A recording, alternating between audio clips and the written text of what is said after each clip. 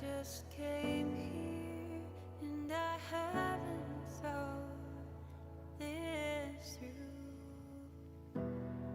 Heart on my sleeve, ready to bleed.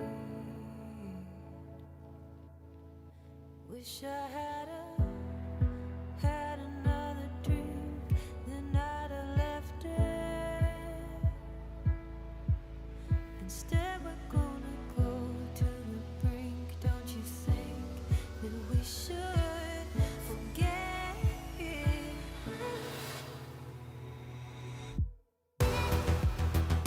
Give me all your love, give me all your love. Give me all your love, all your love. Give me that pain, but it's light from above. Give me all your love, all your love. Since I left you, you haven't left my mind. You keep me awake, so for my own sake, I had to come and see your face. Can't erase you anyway. So here we go again. Touch your skin, pull me in. You and me, head swimming. Give me all your love, give me all your love. Give me all your love, all your love. Give me that touch, give me strength from above. Give me all your love, all your love.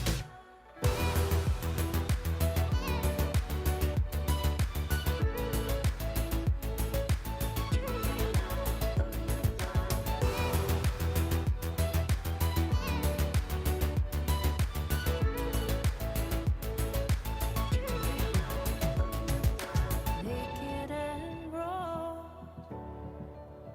with your failures and your flaws. Bring me what you are,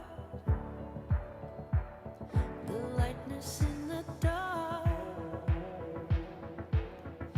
Naked and raw, with your failures and your flaws. Bring me what you are. Give me your failures and your flaws. Give me all your love, give me all your love. Give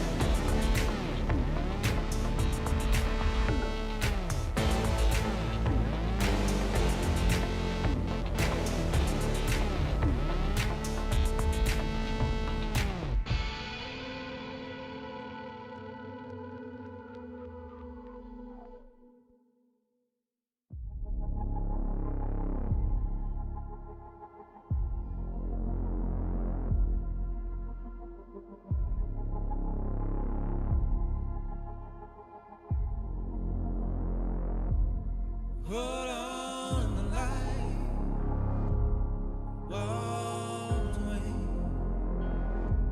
sail on with the free, golden sea. The flood, the fear, wash out through my veins. The oil, the bones of my trepidation.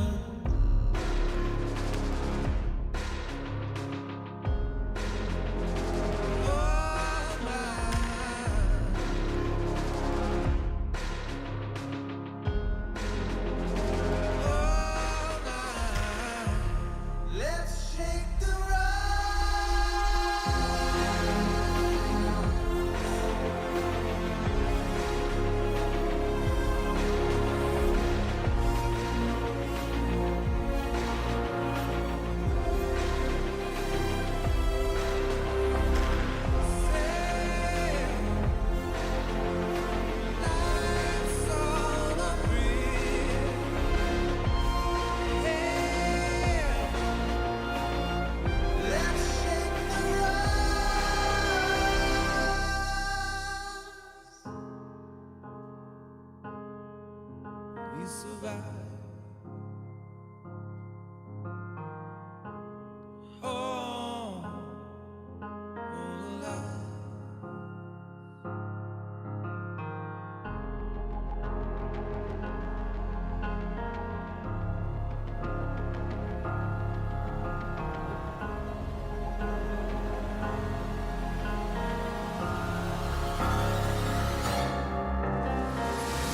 I'll take you out for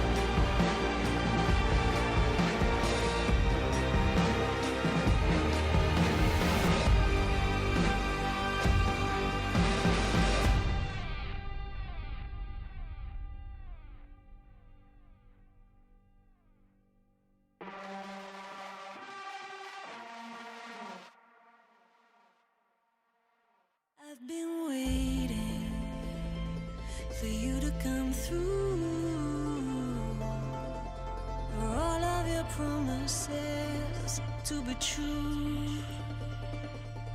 It's heartbreaking, and gray is the mood. I wanna believe in you. You can run and you can hide, learn to live with your denial. Oh baby, I'm losing faith. Got to the chase. I can read between the lines. Don't wanna live a borrowed time. Oh baby, I'm losing faith. Got to the chase.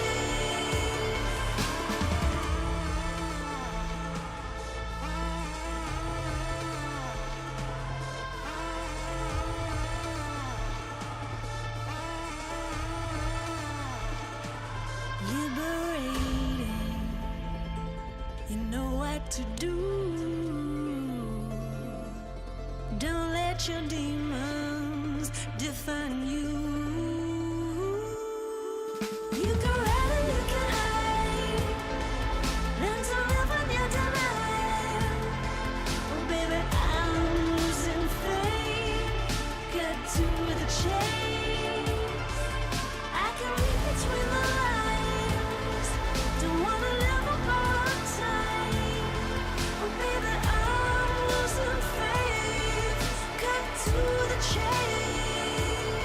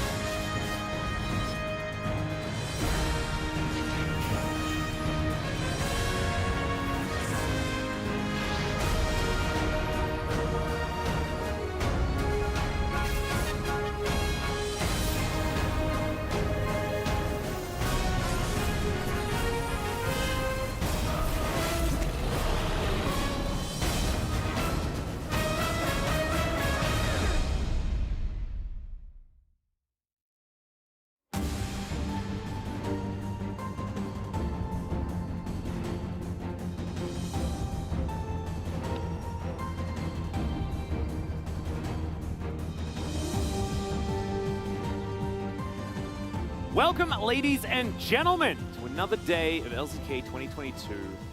And I am Atlas. This is Wolf. And it's once again a day full of a bit of drama. Some upsetting news, not about our first series, but about our second series. Unfortunately, Peanut has tested positive, and therefore Peanut and people that have been close to him will be unable to play for Gen G. So we will have a few roster swaps once again, much like we did yesterday. Yeah, we'll talk more about that one when we get into the second series. But on paper, even with those roster swaps for Gen G, no roster swaps for our first series whatsoever. Two very one-sided matchups today. Most likely, we'll see if the underdogs can put a dent in Damwon, Kia, and Gen G. Yeah, and we saw yesterday that, T1 fell to a Harmon Life Esports that looked absolutely invigorated. There are definitely opportunities for some of these teams that are seen as being less powerful than their opposition, especially here today. There's some opportunities for them to take victories, especially after such a long break. You know, there's been a reset time, and Kwangdong Freaks, I think, are the team that needed it the most. They had won 2 games so far here in the LCK for Spring 2022. So definitely not a great start. Mental reset's good. Let's get into points of the match. Indeed, let's take a look at these. 55 minutes, 26 seconds, longest game record in Spring, plus the jungle win.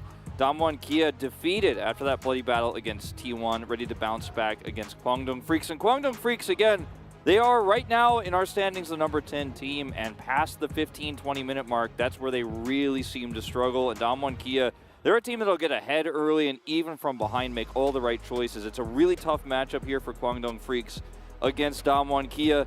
I think Damwon Kia very excited to come back here. Same patch after a quick break and take what is their easier of the 2 matches today. That's the expectation. No, I will agree. And I think that focusing on Kwangdong Freaks is kind of important. How will they perform after their break is exactly how we sort of led into this. And I think that this is a really difficult one, right? Because to have a break and then come into a test this massive, it would have been better if there was something that they could warm up on first. But Damwon Kia is certainly difficult, especially when you have a look at the rosters. LM has had a pretty horrible time here in the LCK for 2022, and he's up against Canyon, our MVP leader. You know, this guy is still playing fantastically well, almost made the Gwen jungle work with his level 1 shenanigans, and I expect him to once again, remain in pretty good form. Yeah, I think that's another mismatch that we have to discuss here in terms of how these teams have their strengths. And then this is another one right now, Isolated Death's ninth versus first. Birdall is now on his 4th in a row starting here. It looks like Hoya is kind of permabenched for the time being. Even after this break, they're still sticking with Birdall, so looks like we've kind of figured out where that's going to be, and it's the Keen test, right? But Keen, on the other hand, he's looked like he's the 1v9 player in a lot of these games, but even he isn't able to carry when he gets ahead. But I mean, that's exactly my point here, because it's a bit unfair saying ISO deaths for Keen, because he's playing 1v9. Every death is an ISO death. That's not very fair, is it? No, this guy he does 30% of his team's damage. As far as top laners are concerned, Keen is definitely still very, very powerful, but he's relied on so much by his team that he does get caught trying to exert more pressure than he can, because the rest of the map is kind of falling apart. Let's have a look at some of the team stats here. Herald percent for Kwangdong Freaks is 1st.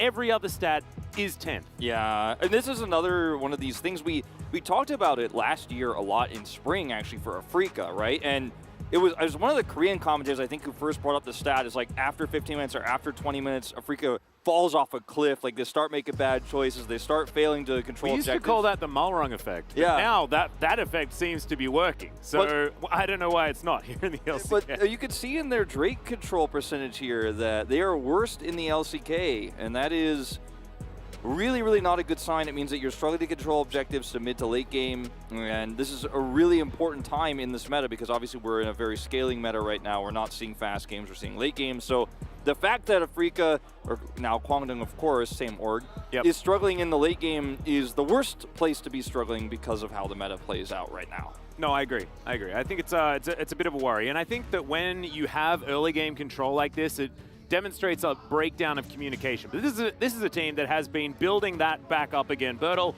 remains in the starting roster. Canyon Show make absolutely no surprises there, and Dokdam and Kellen, their thrones have been taken away from them. It is now Gumiushi and Keria that are sitting at the top It wasn't never really confirmed that Dr. and Callum were up there, but we like to think that they were performing better at the end of last year. That is no longer the case, and they've got a lot to prove if they want to make their way back there. They certainly do. It is going to be a long path to catch up to T1, especially considering T1's matchup against Genji gets a little bit easier after these new circumstances. Yeah. So that will affect their road to the standings, because for Damwon Kia, you want to end up with the highest seed possible going into playoffs if possible, and they are still one of our big three, even though the standings don't reflect that right now.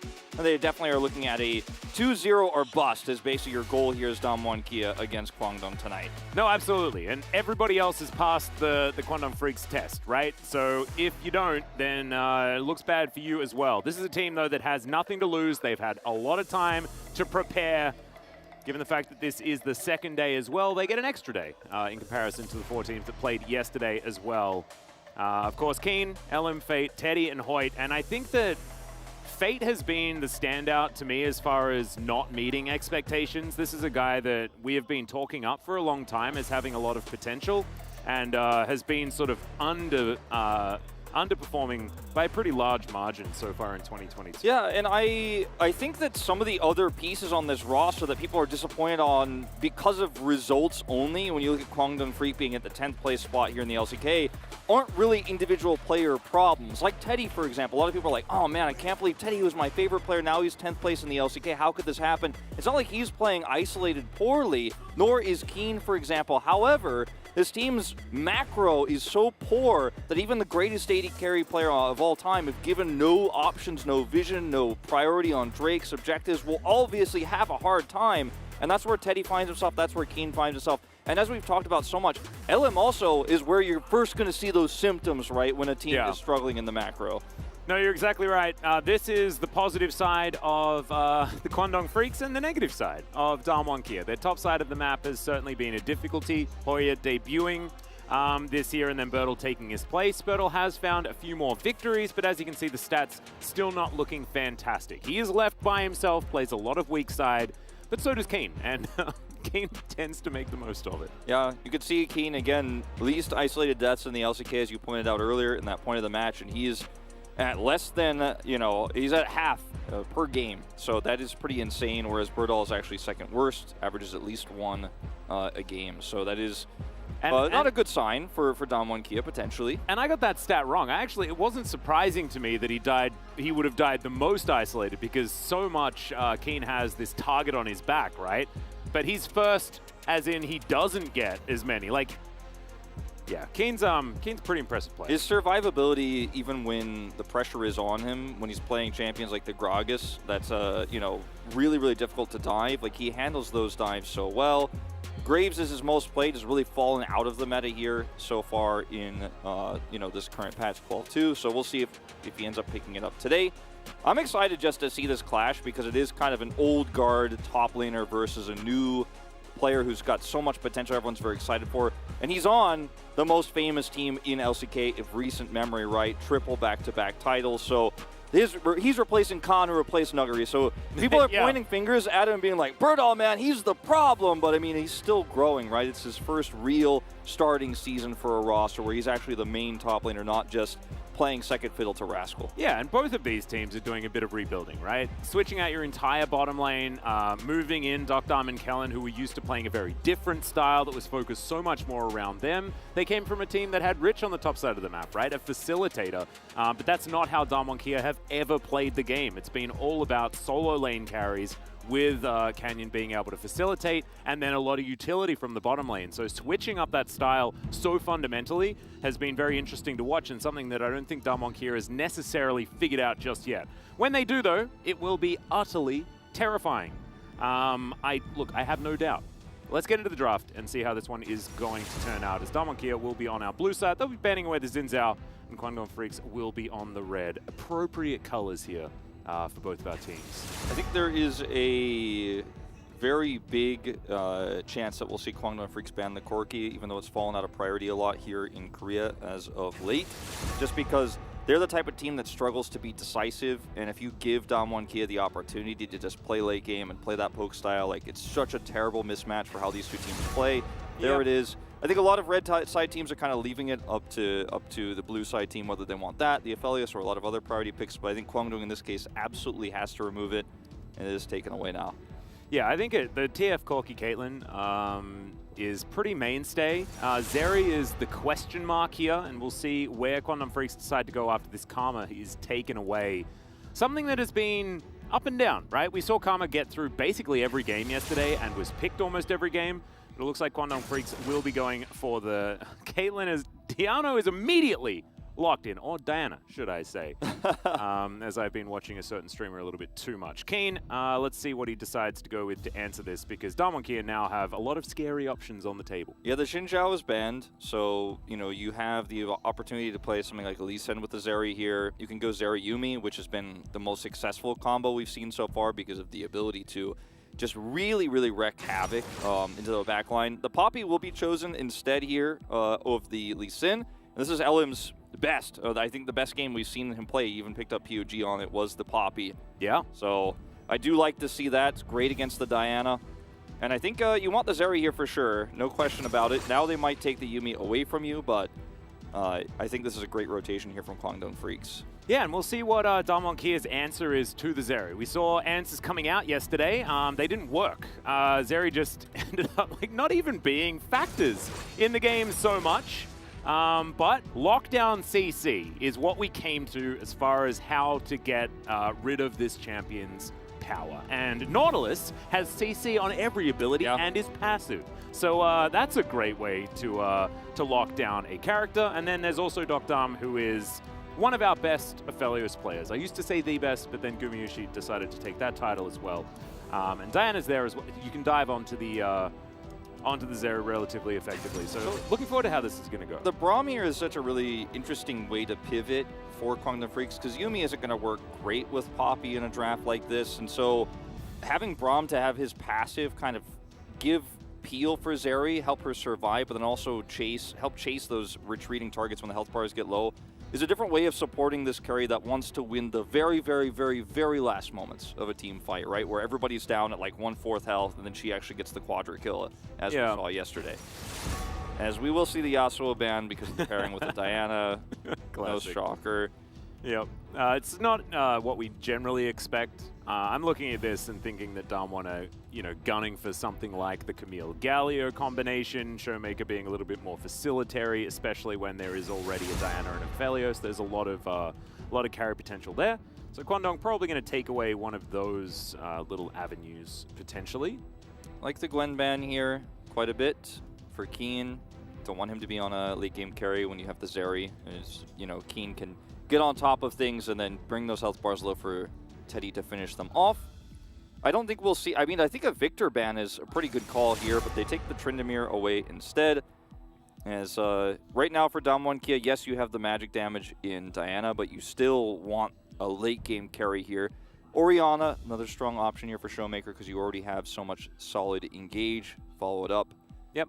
Fate can also just pick away something like the Victor, so didn't need to worry about it, I guess, on that pick.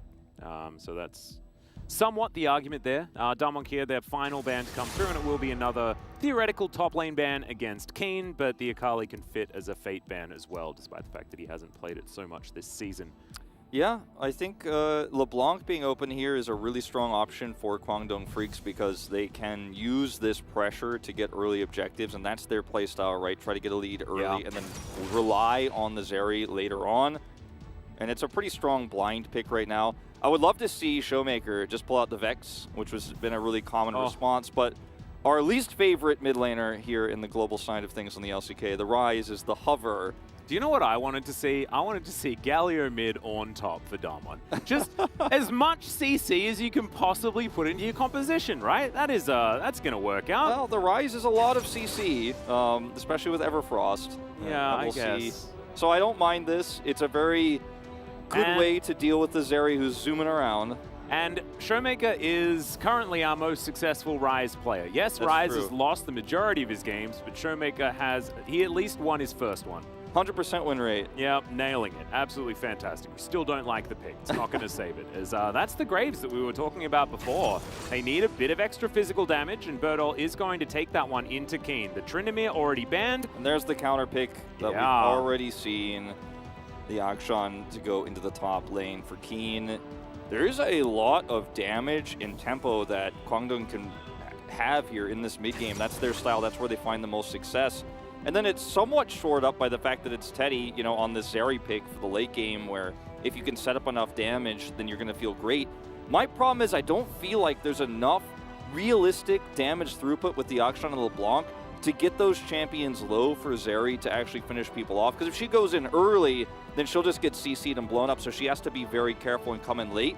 So LeBlanc's poke with the Ludens is going to have to be so careful and calculated and done repeatedly. But then that same CC that can lock down the Zeri might be a problem for Fade as well. So it's very difficult to set up for Teddy to do that damage later on. But if they get enough of a tempo lead, I think this draft can work out. I think it's really interesting, though, because they're not up against anything that can really pressure them from range. There's not a lot of poke on Damwon's side. They're playing one of their Diana compositions that is very divey. It's very side laney as well, with the Rise and the Graves. Playing the map will certainly be an option, but playing these poke around objective games is not going to be that so much. So this sort of jostling for position and the war of attrition should be won by something like a LeBlanc that is not going to be as hindered diving forward to get little combos off and then slinking back away again.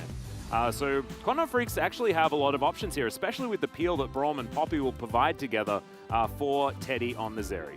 Yeah, I think that the comp can work out if it's executed correctly. And my biggest fear for Kwangdong, again, is the side lane that you talked about for Damwon Kia, because that's where Kwangdong can look a little bit lost defending and setting up on objectives. Yeah, that's it's one of the big issues, and we'll keep a bit of a microscope on that as we hop onto the Rift for game number 1. Damwon Kia up against Kwangdong Freaks. Let's see how these two teams have done after a week break. Bit of a reset, and especially an important one for Kwangdong Freaks. And with the Poppy now in the hands of Elam as well, something that you already stated is something that he's been quite successful on, and the pick has just been successful in general and works very well into Diana especially. Yeah, and it's a great response.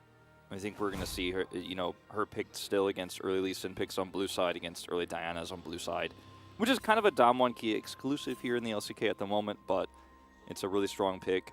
I can't believe it just popped up on our screen. This is match 33. It feels like time flies. Yeah, right. We just had that break, and then we're already really getting, closer and closer to the end of the first round robin. And I don't think anyone expected either of these teams to have this scoreline right now, the 3-3 for Damwon and the 1-5 for Kwangdong. But rebuilding in spring season, it comes at a cost for a lot of teams. Certainly does. Damwon 3-3 is probably... I guess both of these results are very surprising. Yeah. So a little bit unfortunate. But let's see who's going to be able to find a little bit of redemption here in this particular game. Damwon wanting to get to that positive win rate after the Lunar New Year break. Certainly going to be helping them out. And Kwangdong wanting to get off to a much better start. Momentum going to be huge for them if they can win a game, especially here against the, the last 3-time LCK champions in Damwon Kia. That's right. It's such a huge momentum swing, I think, for Kwangdong if they can pull off an upset here tonight. King got a counter pick. That's the red side power you're going to get here, and this is going to be, as we've talked about, only the one time I think it happened when Valdez and I were casting this one. You can poke out the Graves a lot very easily. You have a lot of, when you play top Akshan, you can swing around either of these pillars or walls, whatever you want to call them, around the river there. And it's very annoying for Birdall to trade as we haven't engaged. Yeah, a little bit of action here towards the bottom side as Teddy trading back quite nicely, getting a nice little stun as Birdall's in so much trouble. That is, I'm not going to say the name, the boomerang to come out to get a bit of extra damage there onto Birdall. But you see what I mean? Like, because Keen can just constantly harass with the boomerang and then auto attack, it's hard not to say it. Yeah. And especially when I'm casting with you, because you know like all the ability names. But you can harass and then hit that double auto and then swing around this wall here very well from red side. And it's really easy to just put insane amounts of pressure on a Graves who has to manage his autos between the minions and trading. Well, right now, Elam is going to be spotted on this ward if he does decide to go for an early dive. definitely an important one here because Flash Heroic Charge is going to be difficult if Bertle's standing next to the turret, and that's precisely where he is. Good vision here on Canyon as he makes his way in. Ellen will have to get out of here as the Q is going to miss.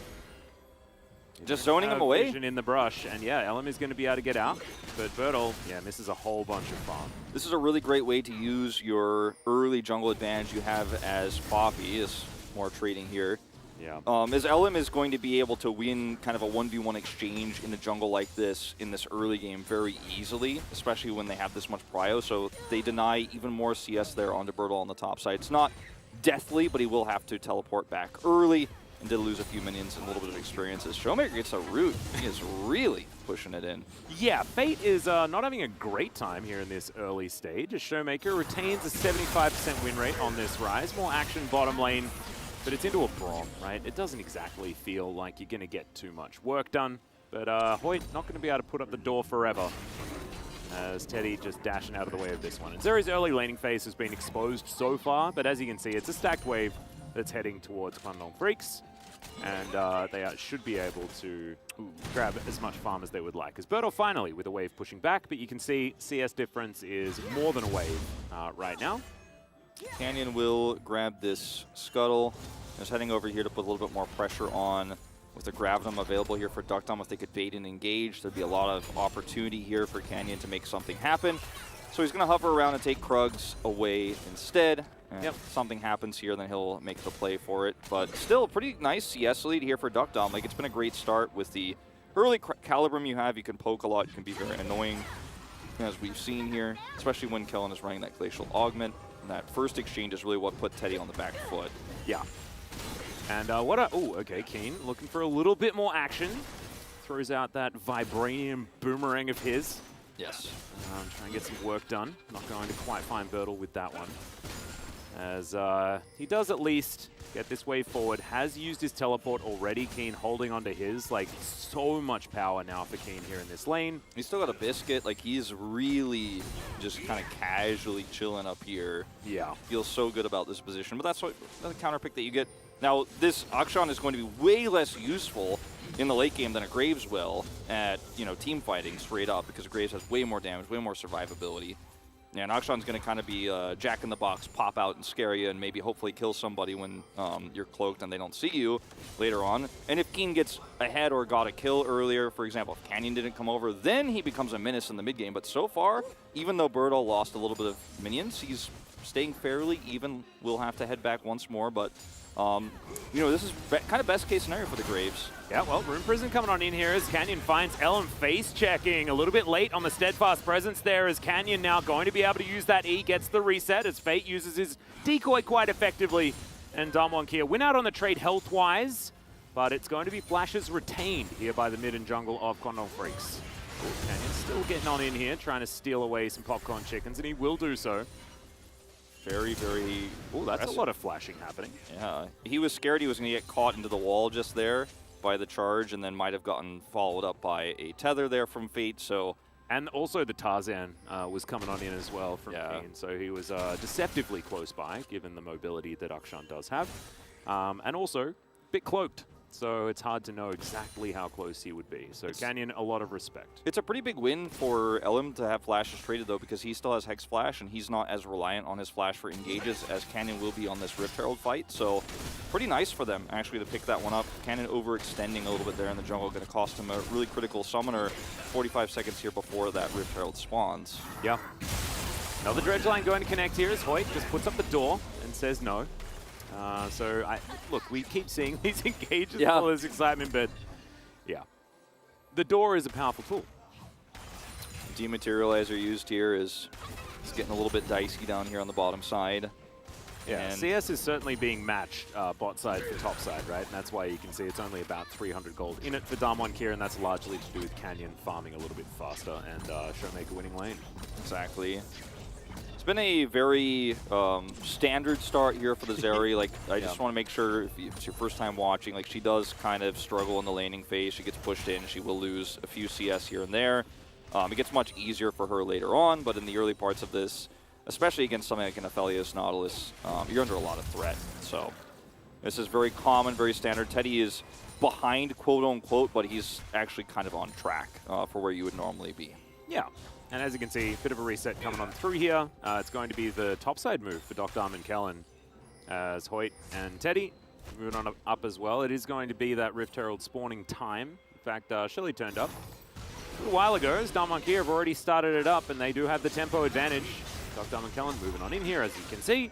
And a little bit late is Teddy and Hoyt. So I actually think they probably should have stayed there, but they're looking to try and answer what is going to be a bit of a lane swap. As you can see, Dr. and Kellen moving on up. And they didn't want to leave Keen there by himself as Fate gets a little bit of poke damage onto Showmaker there, but Showmaker doesn't mind too much. I think he just wanted to see if he could make him miss the cannon rather.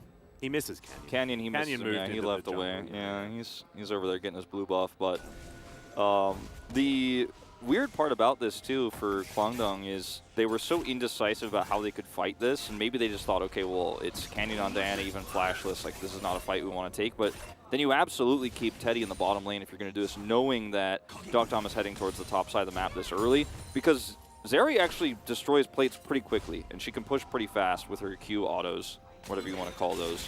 Yeah. And so I think they had an opportunity to get at least a plate and then still come up and stop that rotation from taking anything on the top side. So these are the kind of small errors that don't look great on a, you don't see this on the kill screen, you don't see, or on the, kill score, you don't see it on the gold graph, but these are errors that we see from Kwangdong Freeze time and time again that really stack up for them. It's these small mistakes here in the LCK where you could have had a better chance at either fighting the Drake or getting more money, and you got neither. Feels bad. And being proactive is so important, right? Being able to effectively answer decisions your opponent is making, or coming up with them first, right? Making your opponents move around. We saw already that Quantum Freaks normally get it right in the very early game. It's much easier to plan very early because you don't need to adapt so much to these situations, right? And that is the times that Quantum Freaks have been okay, right? With the fact that they've collected a lot of Rift Heralds and things like this. They will be able to grab this first dragon. That is secured, but Damwon Kia immediately answer. Dogdom getting so much plate money. Keen is up here. Right now camouflaged. His Canyon takes a bit of damage there, but it looks like this charge will be coming on in. And that is so much money over to Dogdom and to Canyon. Two of the biggest carries here for Damwon Kia in this game. Yeah, it's really critical for these two to get online as soon as possible. And Birdall is even going to take a plate down on the bottom side. Every single time Dogdom gets a Felios, there's plates going down in both lanes, top to bottom. Like every time. It's just like without exception. Is well, ult. Yeah, Moonlight Vigil comes on in. There's going to be a stun, but Keen able to Tarzan his way around and gets himself out of there. Quantum Freaks do bring in the cavalry, as Kellen and Canyon still sticking around, making sure that Dogdom is as safe as possible. Man, Damwon Kia are just winning the macros so hard right now. They force Fate to come down here, and no one's in mid, so waves are getting deleted there by Showmaker, who's grabbed a plate himself here in the mid lane now. As Keen's now coming over to answer finally after getting caught by that ult from Dogdom. But man, Damwon are just ruling this map already, and we're sub 15 minutes. It gets harder later, especially with this Akshan pick for Kwangdong Freaks to manage the map. And it's a very, very big warning sign. That's a flash forward. Dredgeline's beautiful. The ulti comes down, but it's more of a celebration as Teddy is going to hit the Death Chamber and Damwon Kia grab first blood. Very nice, setup here for Dogdom. Flashes for the Q, grabbed him. Kellen's there to answer. And we've seen this from this duo across multiple teams now. So well executed. And if Keen goes in blind, they might get more. Yeah. He's going to once again get away from this Gravitum. And we saw actually, like, Deft was utilizing the Gravitum so well yesterday. It felt like, okay, it's going to be a bit of a fight here instead. There's the exhaust, and Dogdom immediately falls down. Canyon, Moonfall, but a little bit too little, too late, as you can see Keen doing so much damage. Maybe they don't want to dive the turret, and they don't. Elm's going to get out of there, but mission successful. Dogdom is going to be punished. I like it a lot. What I was going to say is that they were using Aphelios as an engage tool, but he was just absolutely destroyed after managing to figure that one out earlier on, as Birdall taken down very, very low, but Fate not going to be able to finish this one off just yet. So now Damwon Kia need to set up their solo laners properly. You don't want to have the Graves into the LeBlanc, but they were busy trying to deal with everything else.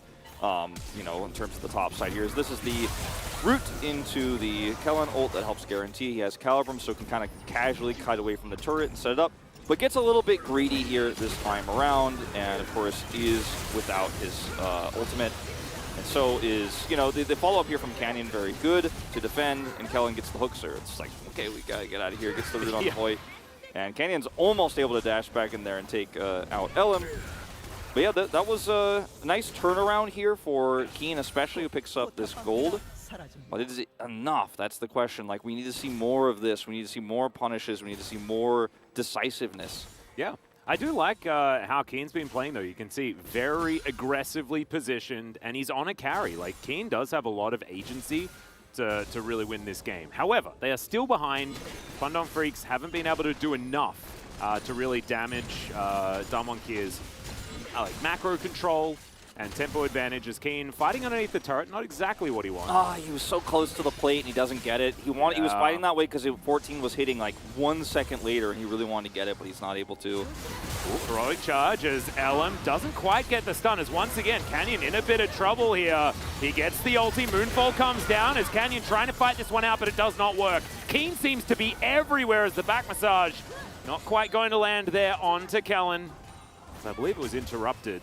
Yeah, he canceled it there. And the push for Birdall on the top side is a consolation prize here for ㅣ2022, but with no plates up on the map anymore, they won't be able to turn this one into some traded gold across the map.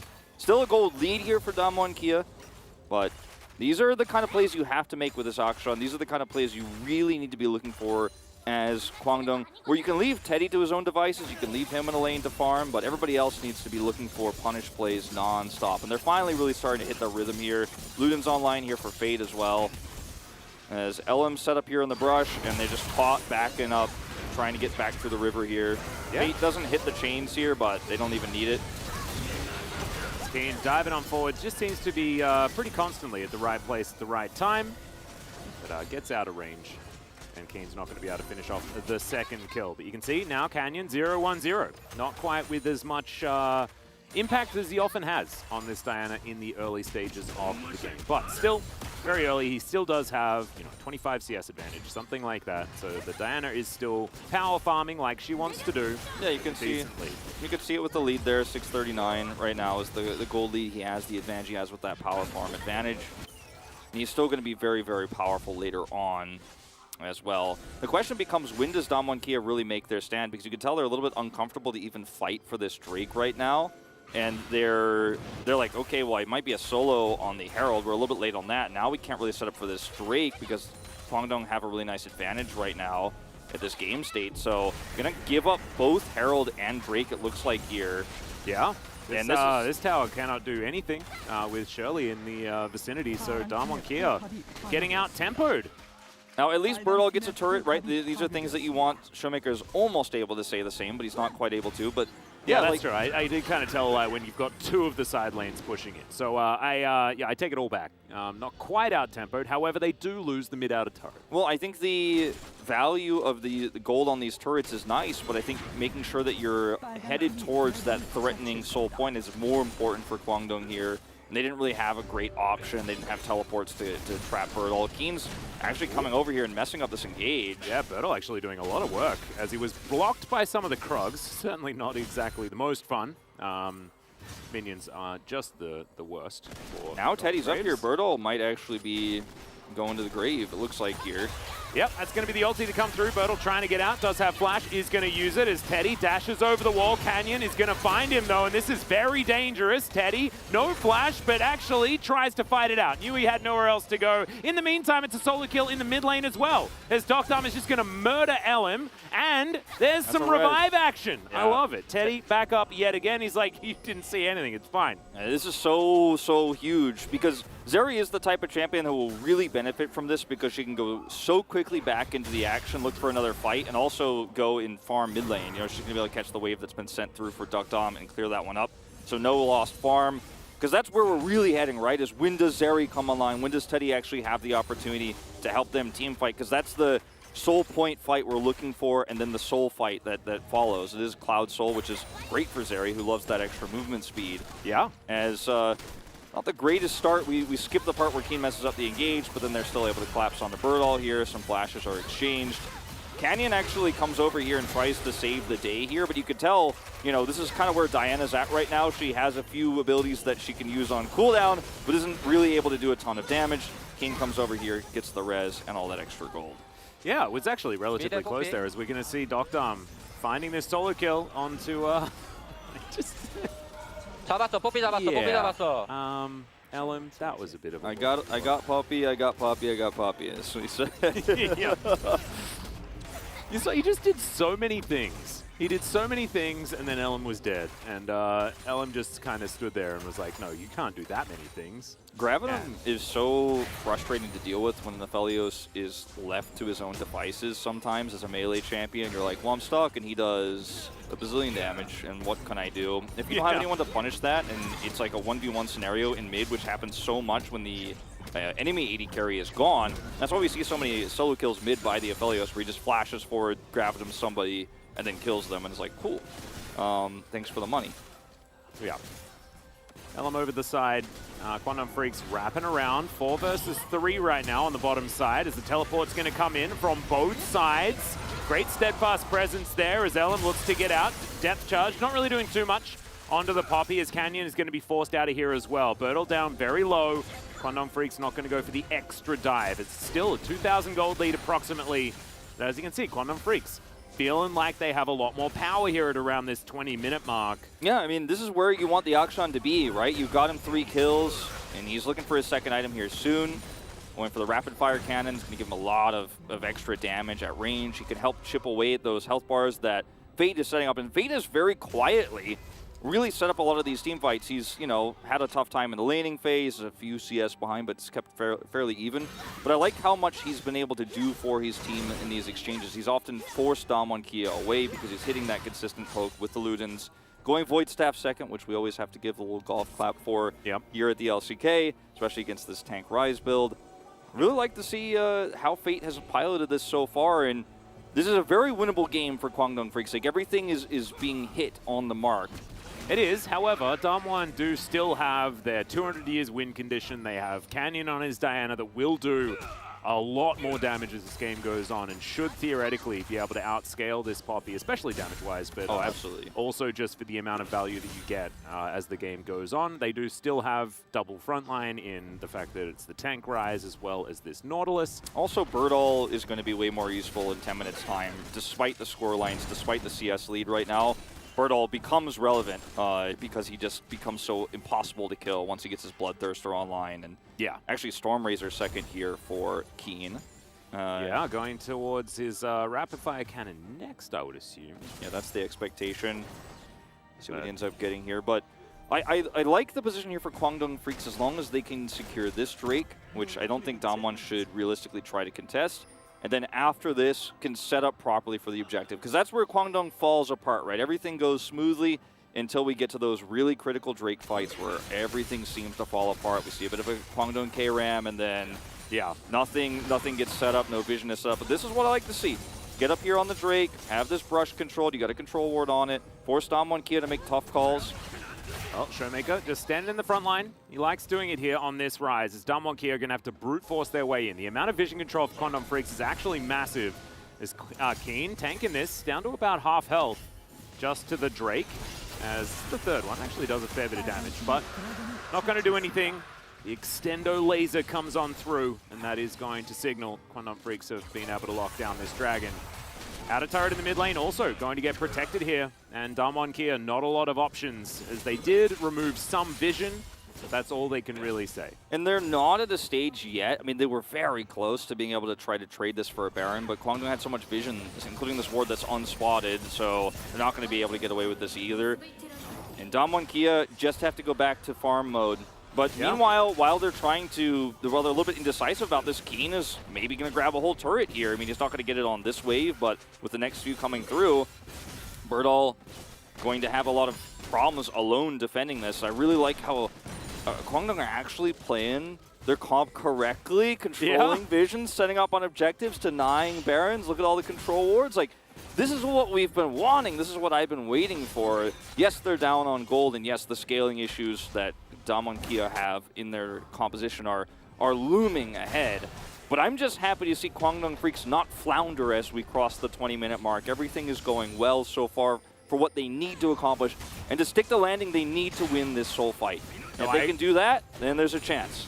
Absolutely agree with you, as Fate going to take a fair bit of damage here, but gets out of the way of the Everfrost, and Showmaker is not going to get baited towards Hoyt this time around. Keen answers another big wave. It has just so much damage in this kit, so close to third item rapid fire cannon. Yeah. And Teddy's just slowly but surely getting towards that Zeri critical mass, which is very scary. Titanic Hydra already completed, needs that Hurricane to have just as much on his stuff as possible. Outside of team fights, what's great about this area is she just provides so much wave clear in mid and gives you so much prio. And Duck Dom isn't going to be able to match that as easily, especially now that Hydra's done. Like, watch this wave disappear. Yeah. This is what you can do as Zeri so well in the mid game. And when you have also some pressure on the bottom side of the map, you're forcing rotations like what Canyon's got here. Actually, Canyon is trying to set up a bait here. Looks like Keen is not going to push too far just yet. Yeah, not going to take it this time around. Wow, look at this restraint. Like, this is a good Kwangdong game. Do you know what I also love, Wolf? And this is going to sidetrack us just a little bit, as Showmaker's going to head towards the top lane, but there's a distortion, so Fate's going to be okay. No, I just wanted to talk about Teddy, who was the original fountain laser, and now he has actual lasers. Yeah. I feel like Zeri is probably like the perfect Teddy pick. I was going to mention it in the draft. It feels like such a good pick for him for how it scales. Just Keen will finally get this turret, but he was so cautious. And this goes back to Keen. Least solo deaths, least isolated deaths in the LCK in terms of top laners. And there you go. Like, he waits, he's careful. Yeah. They verify where Canyon is, then he gets the turret. He's playing it safe. Akshan arguably could be looking for a little bit more control of the mid lane, could be looking for potentially picks onto Duck Dom, but I think he's respecting how careful Damwon like to play this stage of the game and isn't going to make the risk happen, just wants the side lane instead. Yeah.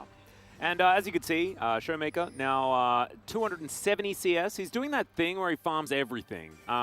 We've been talking about this, actually, as Showmaker actually a little bit too far forward, has to flash out immediately. Everfrost is fantastic. Moonlight Vigil comes down. So much damage from Duck Dom, as Hoyt has to wander his way out, and Showmaker is pretty tanky. Maybe this is how you use the tank That was rise. what I was going to say. If everybody just all-ins on the rise and he walks away with 3/4 health, then you get value out of that. As Teddy used his ult, that's no longer available for this team fight. Doesn't have his heal, Hoyt flash. Like, this is a mess for Kwangdong. That's the first big mistake in terms of macro rotations. Well, Fate diving on forward, looking for Canyon here, as it is going to be a 50-50, but no, actually, Ellen can't get into the pit. They were just too slow. They had a control ward in the back of the pit this whole time, as the Realm Warp is going to get Damwon Kia out.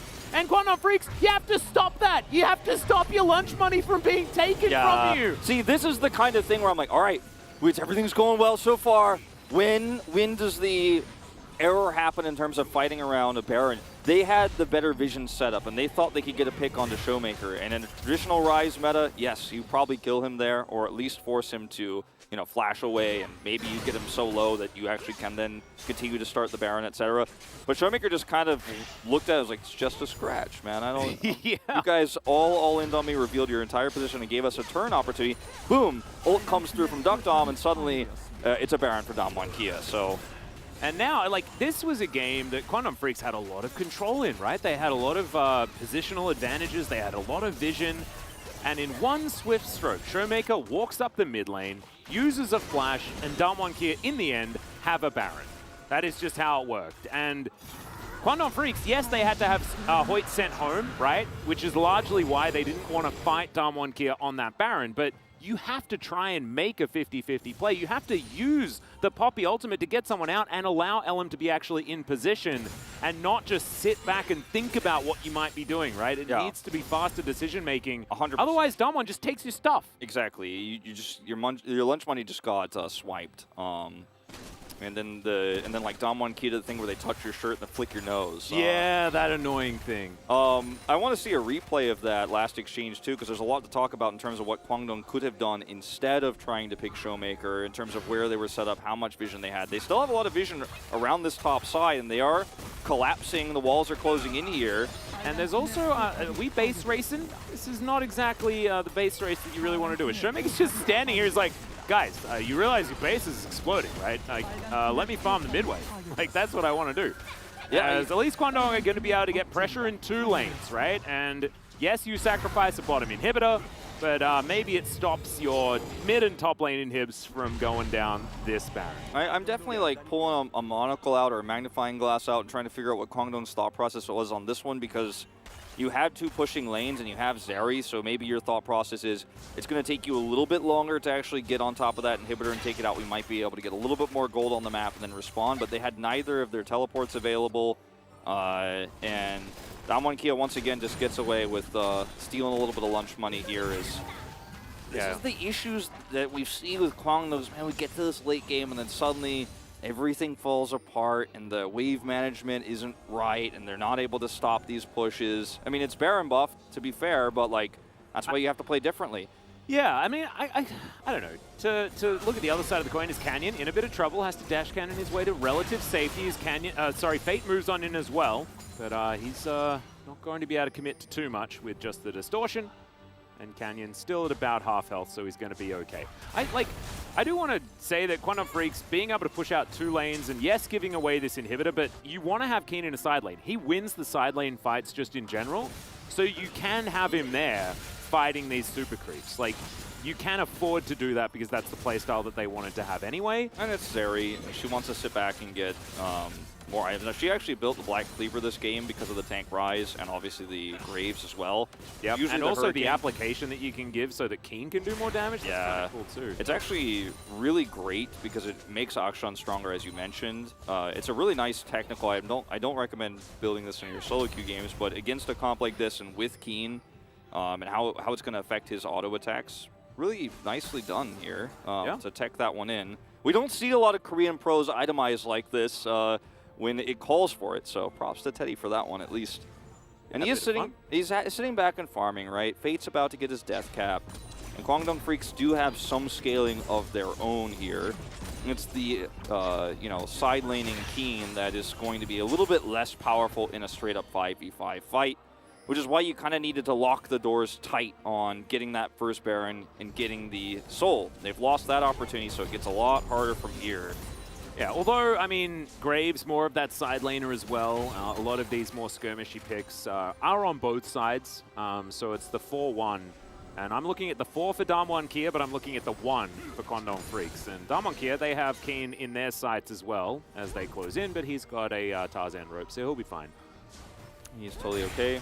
The side laning that Graves provides is pretty decent, but with the super minions, it's super easy to just control this area virtually unassisted in terms of a 1v1 because the super minions push through, and Akshan can deal with it under his ruins of his inhibitor and inhibitor turret, but dealing with it out in the open when you don't have any map control is so difficult, so he's kind of permanently stuck back here.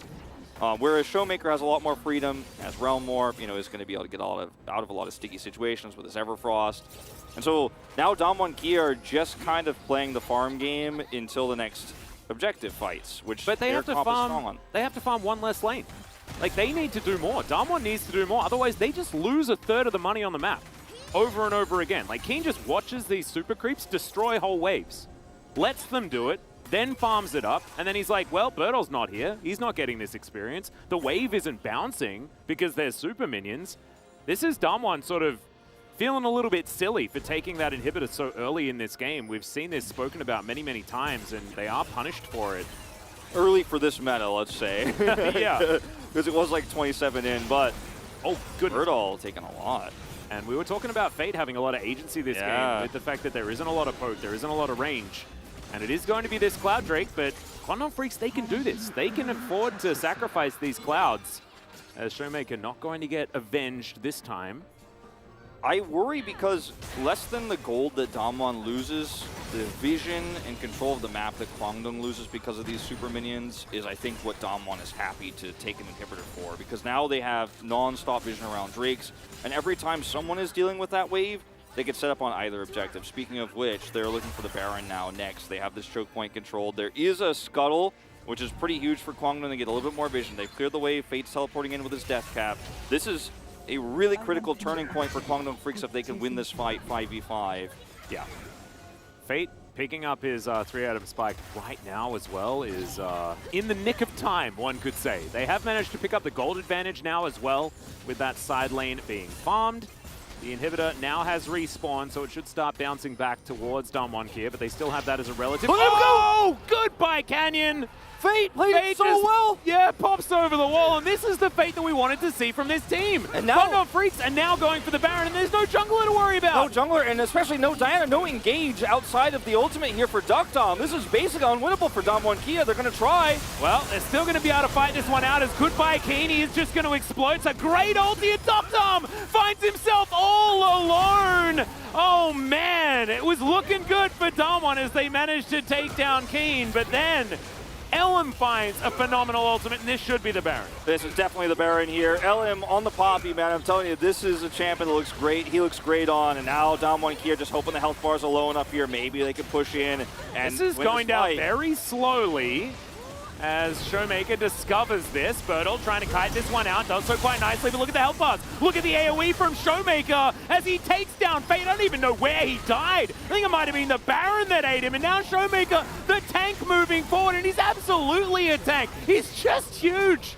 Rolling on top, rolling on through, and the Baron survives. Damwon Kia will not be thwarted, Canyon or no Canyon. And, you know, Showmaker in this moment is kind of a tanky Zeri himself with all the bounce damage he can do freely because there's no threat, and Fate was handled so well in that team fight. Showmaker had, with the Unsealed Spellbook, an exhaust as well, so he's able to really keep this LeBlanc at bay and get on top of those low health carries on the backside here for Kwangdong. And Teddy isn't able to do the damage he would have liked to do. And it almost looked perfect as we're going to watch this pick onto Canyon from Fate. Comes in, he's just looking for, he's fishing for an opportunity. He got the biggest bass, man. That was, yeah. Now, Did you play Bass Fisherman on yeah, 64? I did a little bit. That was a good one. The Wii one as well. Yeah. As this is really where things start, right? And then the ult comes through. As Teddy is like, you know, maybe I could have done a little bit more damage before this, but it is somewhat premature from Ellen, but it guarantees they take out the carry and they can start this. But the damage is slow as Teddy was trying to zone, get that ward up. And then Showmaker comes through here. He's got the exhaust, as you can see, he's got exhaust smite right now on this Rise because of the Unsealed Spellbook. So true. They're actually like really willing to fight for this because of that. Well, speaking of fighting, Showmaker probably didn't want to take that. He was winning that fight, 1 versus 2, and Duckdom able to do very quick work of this inhibitor turret on the top side of the map. And this inhibitor you want to take. They've got an open one in the bottom lane as well. This Baron is getting so much value. Every wave getting shoved in outside of that bottom side, but they can just wander on forward. And look at Showmaker. He's gone final form with the Gargoyle Stone Plate. Yeah, this is seriously. the ultimate. This is the final boss. This is the last version of Tank Rise. Like, it doesn't get tankier than this. He's got a stopwatch as well. He needs that Zonya's complete, and then he's going to be absolutely that final form. And I guess this is what happens when you're out-tempoing the game as the tank Rise. Close to 4,000 health as well, as that ulti does absolutely... Okay, it wasn't actually an ulti. Thought it was Hoyt throwing that one out, but didn't actually happen. As it was Ellen that couldn't find his ult. Yeah, this is Damwon Kia with just a lot of siege power here. His Fate's looking for the backline, but not as successful this time around. Yeah, Damwon Kia just keeping themselves grouped up as 5. The extendo beam not working there for Teddy either, and this Zeri's been pretty forgettable so far this game.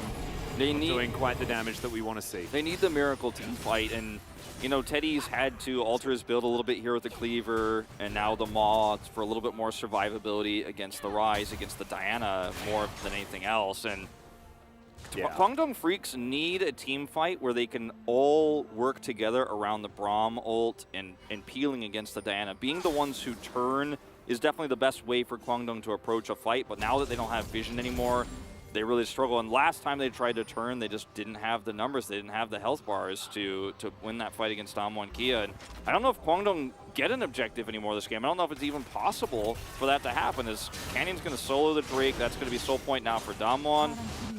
Super minions on the top side of the map, which is the opposite of where the objective is, so this is perfect for Damwon. Yeah, it's almost like Kwangdong Freaks were really Cinderella this game, you know, and they turned into a pumpkin right before the Cloud Soul was available to them. And it just, yeah, they have been circling the drain a little bit ever since then. That Baron, not really what they wanted. It was a bit of a roller coaster ride. But in the end, Damwon were able to reign supreme. Looking for the final 2 inhibitors here. as there are no inhibitor turrets left remaining, and Damwon Kia seem unstoppable. That's a great dredge line, but immediately Fate is going to go into that stopwatch. Huge knock-up to come through, and Showmaker is untouched. Moonlight Vigil does so much work. Moonfall comes in, Teddy explodes. Docdom wants to get himself a penta. He's going to find himself the triple kill. There's the quadra as Teddy's going to flash. He wants to deny it. Docdom, can you get back and kill this Zeri? That's what you need for the pentakill. The pentakill, the 200 years versus 200 years, and the original reigns supreme. Docdom's gonna lock it down for the penta, and they will win this game. 8-2-0 at the end. It's a tough vote for me between Duckdom and Showmaker. They both had fantastic moments this game. How is Showmaker undefeated on Rise Wolf? Makes no sense. I have to say, this was a little bit of Kwangdong messing up some critical moments. We never got the replay, I don't think, of that moment where they decided to engage instead of trying to back up and hold on to Baron, but that was the first part of the game where they lost footing. But Damwon Kia played phenomenally well. Once Damwon Kia had the reins, they never let go. They constantly pushed super hard. The super minions in the bottom wave gave them so much control over objectives. And it was a fantastic game from Damwon Kia, especially Showmaker and Docdom there. And yeah, Birdall played the quote-unquote weak side Graves, pretty well. It's a counter pick there in the Akshan, which got 3 kills but fell off very significantly. How much did he really do once we hit the 25-30 minute mark? Really nothing, and was never given an opportunity in these team fights. But that's a time where Zeri should start actually doing something. But with a more of Malmortius, Black Cleaver as the last 2 items, like, you're trying to facilitate, I guess. I mean, Black Cleaver barely even works on Zeri, right? She does a lot of magic damage as well. Like, just buy a Hurricane. Just be massive. And, like, we've seen the damage potential that Zeri can have, but just straight up did not have it here in this game, unfortunately. I think this is more of an issue about how Kwangdong let the wind out of their sails around that first Baron they gave up to Damwon Kia. If they play that differently, like, that's the one replay I really want to watch, and I hope our carpet space has that one set up for us. Yeah, I think our space carpeters are going to be able to figure that one out. Because that's really the turning point in this game. This is the lowest damage we've seen from Zeri so far this week. And yeah, just didn't have a lot of setup, unfortunately, in these fights either. Your only engage is really a Braum and a Poppy. You don't have an AoE spell to set anything up, and Teddy's very fragile into this comp. It was a hard time once they lost control of the map. No, I agree. There was also like 1 Herald taken in the early stage of the game by Damwon Kia, and that was it. And all of the other objectives went to Quantum Freaks. Their control in the early game was definitely a whole lot better. I think Fate looked so much better than he has outside. So, like, there are positives to look at here for Quantum Freaks, and you were illustrating a lot of them as the game went on, but once again, it's just the late game. It's the coordination and communication at the very end and the adaptation that they just can't really figure out just yet. And it is difficult opposition, right? Damwon Kia have managed to pull rabbits out of hats before. Let's see whether they can do it again as we move to game number 2 after some analyst carpet space.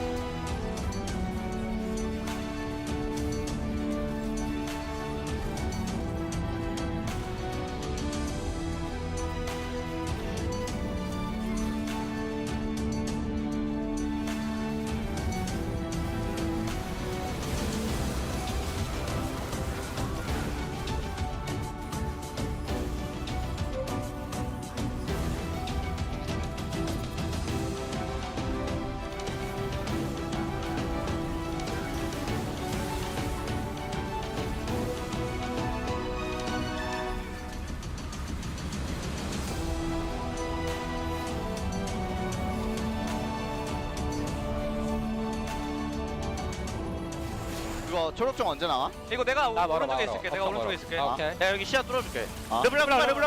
빨리자. 르블랑 차 들어간다. 아. 르블랑 잡았어. 잡고. 나 그래 이긴 듯? 천천히 볼게. 앞으로 가자 이건. 대리 속박돼. 펜타. 펜타. 되냐 이거? 돼. 야, 일단 천천히. 천천히. 걱정이 하고. 야 스택 못해도 괜찮아. 펜타 안 해도 괜찮아. 스택 주죠. 나 텔로 올게, 텔로. 잡았어. 펜타다. 나이스. 억담. 이게 나야. 나이스. 좋았어. 나이스.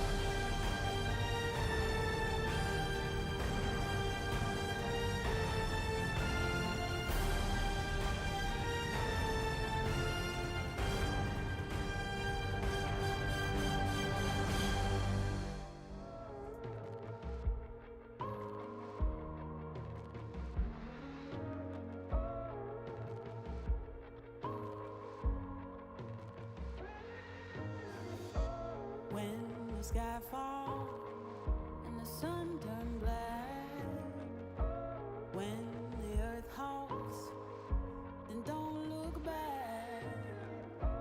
Hold me closer, can you feel my heart? We can conquer and win back all. The tide is changing, floods are coming clear to see. The page is turning, can you feel this energy? Light breaks through the darkness, they are fires in the night. Nothing can break us when we rise. We run on the edge and across the flames. The world we knew is not the same. Feel your soul, feel your desire. We walk through the fire. Leave this place and watch it burn. Let the king and queen return. See the sun so bright and high. We walk through the fire.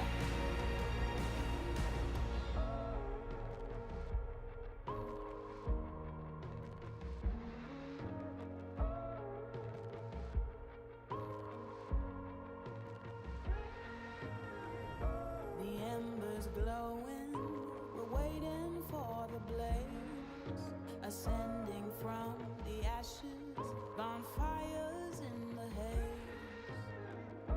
Standing tall now, your feet are on the ground. You fought your demons, nothing breaks you down. The tide is changing, floods are coming clear to see. The page is turning, can you feel this energy? Light breaks through the darkness, they are fires in the night. Nothing can break us when we rise. We run on the edge and across the flames. The world we knew is not the same. Feel your soul, feel your desire. Walk through the fire.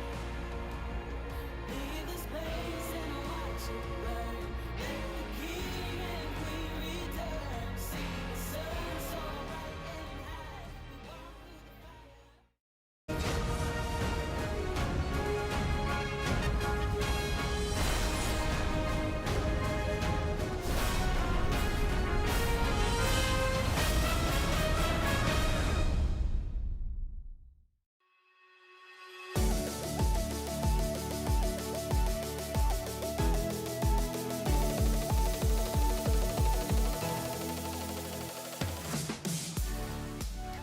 Greetings, everyone, and welcome to the Analyst Carpet Space. It's me, Valdez, with Chronicler. We're going to break down that first game. Bit of a longer one, and there were times where it felt like Kwangdong Freaks had a bit of a step up on Damwon Kia, but I think just the team fighting and overall macro experience from the side of Damwon as a squad really took over at the end.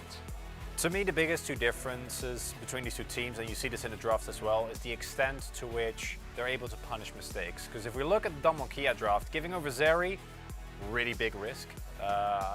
Especially with the Yuumi still open, I think that combo might have actually changed this game as well. And the Braum didn't really get that much value out of like one big block on the Aphelios. But the flip side is you give Doctam Aphelios, and it's one of the rules of the LCK. We've talked about this a lot. Don't give Doctam. It's not that complicated. You know, it's a simple rule.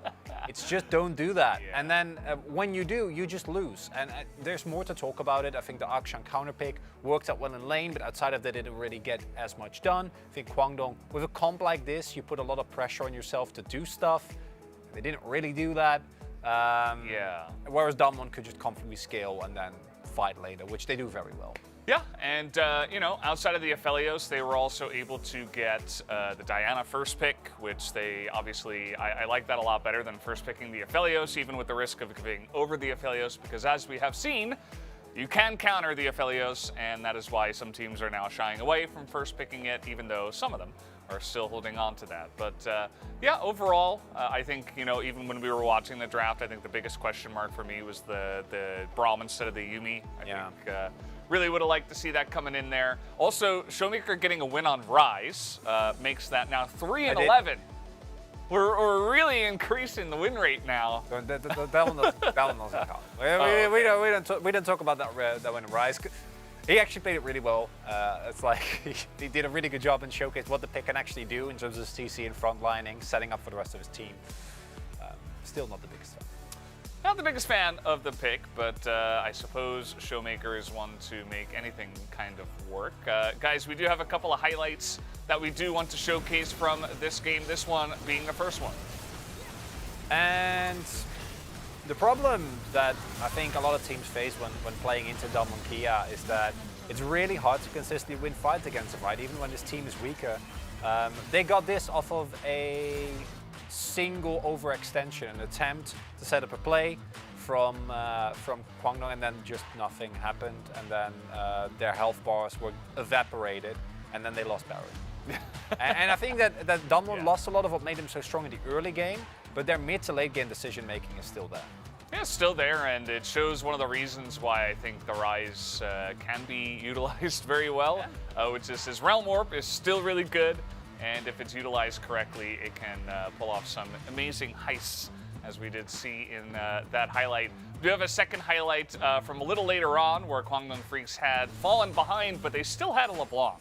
And this is something that we needed to see more of. Beautiful pick by Fate, but him and Keen should have been able to get a lot more done. We saw the build, the Black Cleaver on Zeri is really good at enabling a single Q stacks it fully, which means that with the armor gone on a lot of the opposing team's carries, there should have been way more opportunities. But because a lot of these fights were straight up 5v5, like a pick like this is nice, sure.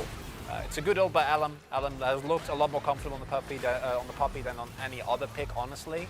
But there is still a fed Graves at this point in time, and you need to respect that appropriately. With Void as low as he is, and a lot of cooldowns already getting blown, I think that Kwangdong really tried to push us much. Considering the game state was understandable, but Showmaker CCs very nicely, Birdle isn't really touched, and if you don't burst down the Graves at this point in the game, he's just going to sustain through everything you throw at him. Yeah, and it was clear that that's what Kwangdong Freaks wanted to do, right? They kind of blew everything to extend pretty far in there to get on top of the Graves, and then Graves kind of just laughed at him, you know, got his grit stacks up, and we also had a tank Rise who was untouched, and even though he does less damage, he still does damage, so not really the best place to be there for Kwangdong. No, and for the Kwangdong comp, like I said, we needed more flanks from Keen. He had a big lead and didn't really find anything with it. We needed more side lane pickoffs. We needed more proactive play. And it's something that I wish, just let it go, Kwangdong. Just draft something simple. I know that it feels bad to put Keen on a tank, but at the very least put it at something that can just straight up front to back, because these type of comps, they require a level of expertise and setup that you just, right now, don't really have in the tank. Yeah, it's pretty clear that Kwangdong Freaks, and we talked a lot about this on the POG state as well, if you guys want to go ahead and check out that episode. They just don't seem to know what's going on. They just seem lost when it comes to the mid to late game macro decisions. As a team, they're just not together yet. It could be a little bit of LCK Spring woes, and that's, you know, kind of what is going on with that. So, especially against a team like Damwon, I think they're going to have a lot of trouble with that and struggle a bit as well. Yeah, I don't like seeing teams, and KT was a victim of this yesterday specifically as well, go for these drafts and then not do anything, right? Like at the very least, you need to play extremely proactively. Just try and dive a backline, try and consistently set up flanks, and if it doesn't work and it looks bad, whatever, you know, but if you just sit and try to front to back against a composition like this, it's just never going to work, and yeah, didn't work here either. So I'm getting the word that maybe our POG isn't just ready just yet. So I believe that I have to throw it back to the casters now. So, oh, no, we're just waiting for that graphic. So not throwing it back to the casters. We're just chilling. I can already talk about my vote. I went with Dom. I think that it was pretty obvious because he got the Penta. Donated by Teddy, by the way. Really appreciate Thanks, that. Teddy. Thanks. Teddy gets it. You know, he's an AD carry himself. Yeah. But it goes back to what I was saying earlier. I think I would not be surprised if Showmaker gets it. I think even Callan had a really good game with a lot of the hooks he hit, a lot of the setup. But you don't give Dr. Mephelios. Like, please just don't. Yeah. Just don't do it. Just don't give Felios to Duckdom. And we're going to see who the player of the game is for game number 1. Let's take a look at Showmaker. I had my suspicions that it would be him, not dying on the rise and being one of the only players to make it happen. Also, a bunch of cool Realm Warps. I think that he kind of won the hearts of some of the fans. Yeah, fine by that as well. One of the very few players that has actually been able to make the tank rise look like a pick that actually provides a lot to the team. And I talked about the setup earlier on as well. I think that Showmaker was instrumental in making a lot of these fights a lot harder. Look at the moment that the jump in comes in, right, immediately finds the root, and it's that kind of play that allows Birdle in this fight and Dogdom in other fights to really just shine through and pull out as much damage as they did. Yeah, that was a really, really nice job by Showmaker and the gang. But guys, that's going to do it here for the first one. We do see that a couple of guys voted for Duckdom, you and one of the KR analysts, but that is just fine. He deserves some focus as well. So guys, going to throw it back to Atlas and Wolf for game number 2. Thank you so much, gentlemen, on the desk. And you hate to see it, Chronicler baited by the pentakill and not giving it to the actual tank monster killer in Showmaker's Rise. It actually won. I liked how Showmaker played those fights with the roots that Chronicle pointed out there in the replays. We were watching the POG highlights. The exhausts that he had several times with his unsealed spellbook were really well played, and he tanked things well. He had that big turning point where he survived the dive, and Kwangdong, you know, on the other hand, did run into a lot of problems with Duckdom in terms of team fighting. Like, he was the one who did a majority of the damage. He got the pentakill at the end, got that solo kill on the LM. So I totally see the argument. It was a tough call for me. I thought it was going to be split. When they said the POG wasn't ready, I was like, oh, it might be one of these tiebreaker situations. Yeah, right. I was surprised to see it was that one-sided, in fact. I think everyone's just impressed that the Rise managed to win yet another game. The fact that Showmaker can now boast that he's 100% win rate on Rise on a team that is 3-3. Remember, this is not a Damwon Kia that is just steamrolling everyone, right? And so to be 100% win rate is a little bit more meaningful in this more middle-of-the-pack Damwon that we're seeing this season. So very, very strange. Let's hop into the pick ban here for game number 2. Kwangdong Freaks now on the red side, despite their clothing, and we'll see what that changes when it comes to these bans. Diana, take it away straight off the bat. We're not going to let that one come through, and I think that Damwon Kia will once again take away the Xin Shao. Actually looking for the Poppy this time first instead, which means something like a Lee Sin might be on the cards here for Damwon Kia, or any of the other meta dashing junglers that Poppy does somewhat soft counter with her steadfast presence. I think the Corki is something that Kwangdong Freaks should ban. Even though it's blue side, I don't trust that Fate can execute it and Kwangdong can play around it, whereas Damwon Kia absolutely, I think, will take it if they get the opportunity. Yeah, and it's a kind of tricky thing. I mentioned it in the last draft. I think, you know, Kwangdong had to ban it. This time, I think they have to ban it again. because I don't think it's a strong pick for them at all. And I think if you don't realize that as Kwangdong, could be in trouble here. No, it is definitely dangerous. And with the Poppy ban here, something's getting through, right? Like, we're going to see one of these very powerful picks be in the hands of one of these teams, unless they decide to ban Corki Caitlyn right now on blue and red side. But I think that might be part of what Quantum Freaks are arguing with, and the Corki is going to be banned. That's so a sigh of relief That for is me. a big sigh of relief. I was wondering, I was like, oh, is he frustrated? That's weird. No, that is such a sigh of relief, because I'm like, I don't ever want to see a game where Kwangdong try to play around late game Corki, and then playing against it is even worse. So you definitely don't want that one to go through. Yeah. Well, Caitlyn being the consideration here, Damwon Kia could just let it through and then just Aphelios it, I guess. But it's going to be Xin Zhao. So Kate first pick, theoretically the most powerful, coveted option for the blue side Quantum Freaks, but they might change up their playstyle. The cool thing for Damwon is they have the Karma available, so if the Caitlyn gets first picked here, they can at least stave off a lot of the pressure in lane with that. And I think it's kind of a no-brainer here for Kwangdong. We'll probably see Hoyt on Deluxe again.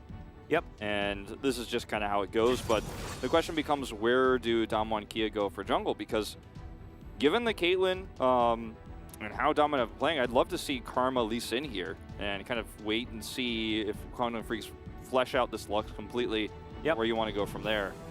I think Karma's something. Jarvan also fine. Yeah. It could be Jarvan, but when you've got a Karma, like, it's almost a bit weird that we see the Xin Zhao ban here. Because what you could do is just Karma Olaf. But the problem is that if they banned Caitlyn instead of Xin Zhao, then it would have been first pick Karma that they would have been up against, and so you can't really guarantee it. Yeah, as, it's Karma tricky. will be locked in. I think part of the reason why they banned Xin Zhao is it's because it's LM's most played. He's kind of been fixated on it here in the LCK, so you've now taken away his Poppy, which has been his best, his Xin Zhao, which is his most played, and the only other champion he's gotten a win on. And you're really drafting against LM more than you're drafting against Kwangdong Freaks, I think, with those bans. There's the Lee Sin that you expected. Yeah, I really like the Lee Sin lock-in. What we want to see, Wolf, is for Showmaker to lock in a mid laner, and then Docdom insta-lock Senna, and we get the Senna Lee Sin bottom lane. That's what I want to see. I want to see, selfishly, I'd like to see the Ezreal pick here. I think it's one of the more underrated picks right now that we're seeing on the bottom side of the map against Caitlyn Lux. True. We actually we saw the answering Ezreal's actually win a couple of the times into this, especially when paired with the Karma. So I like that call out. Yeah, that's what I'm expecting to see if Damwon Kia are going to lock in an 80 carry now, but there's still a lot of options for them.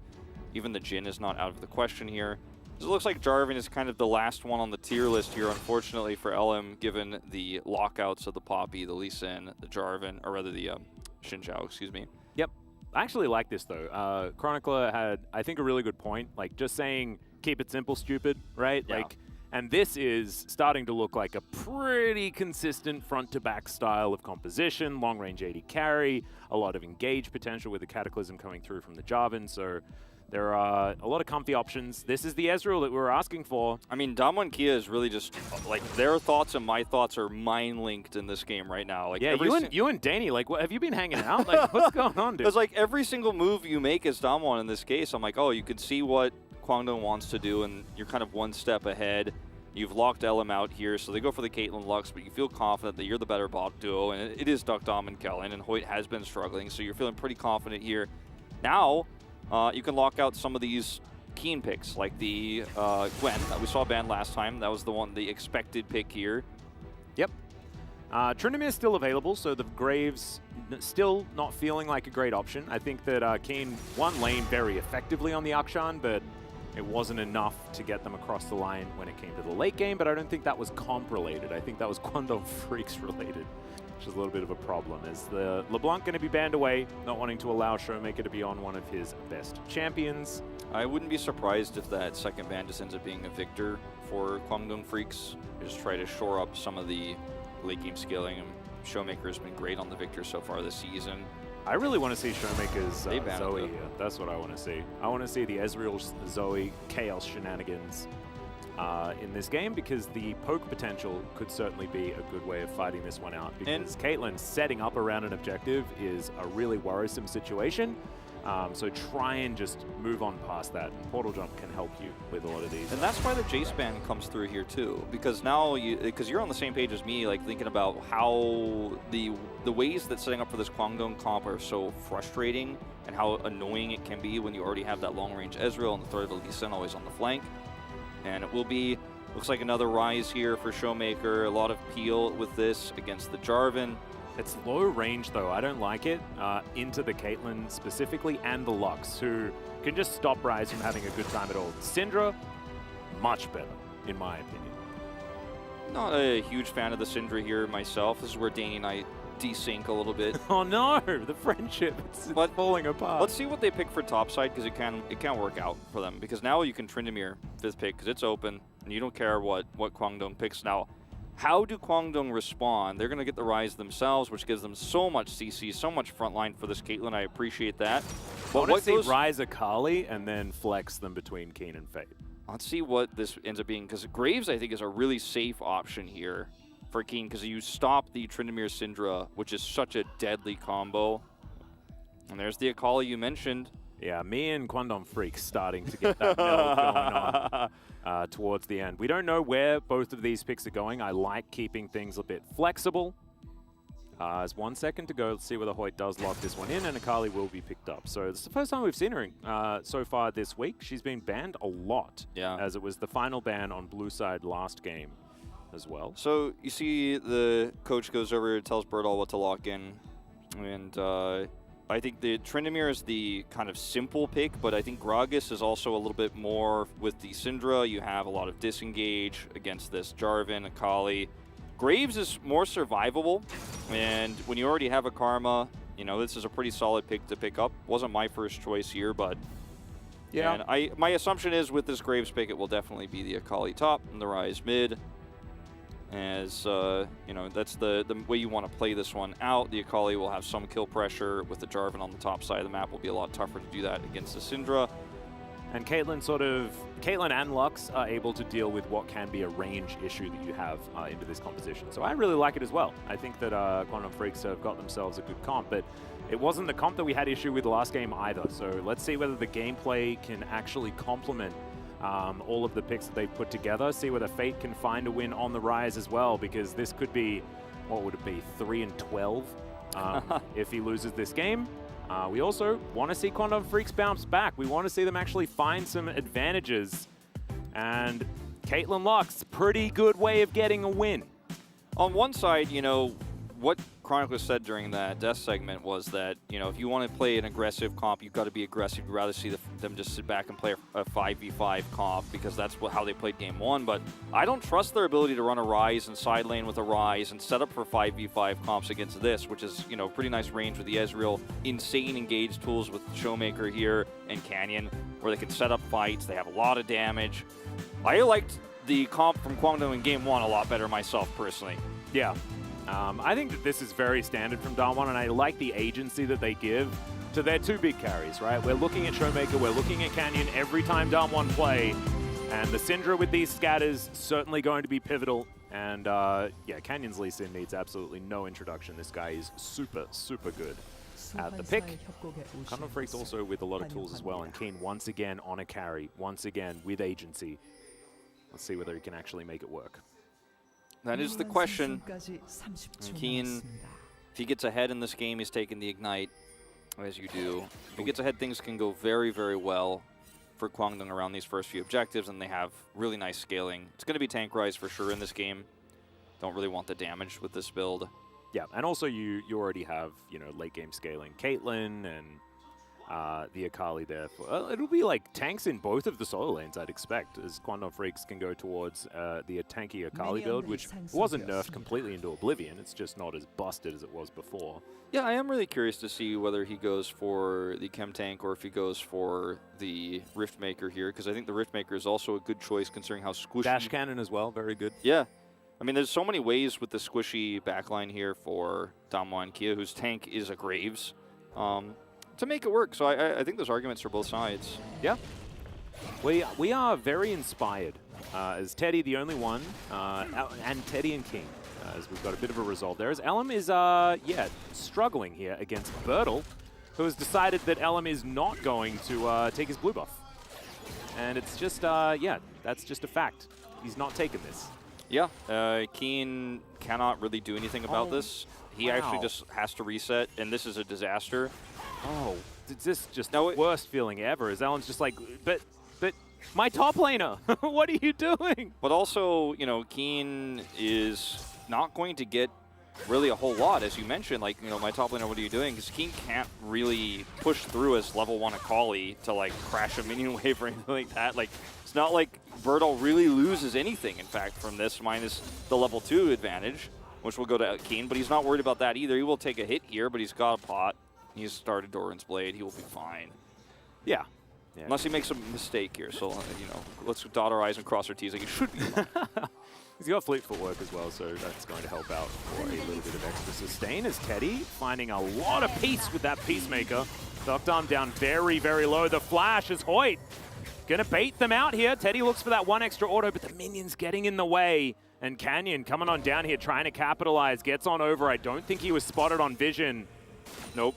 And there is a ward behind Hoyt there as well. They know that he's in this brush as now Canyon moves on over, flashes on in to get that E, and the light binding's not going to be enough. Teddy going to get pushed out as well, and that's an easy first blood for Canyon. Well played here from Canyon, all according to plan here with the aggressive trades, the ignite commit from Kellen, and then he comes over to swoop in and steal the kill away. This is going to get the first blood, as you mentioned, and pulling out this Lux from the lane removes Caitlyn's ability to be so obnoxious and control this wave so early on in the game. Now, they will recover here and be able to push it in again, but this really does, you know, take a lot of the oomph out of the early game Caitlyn.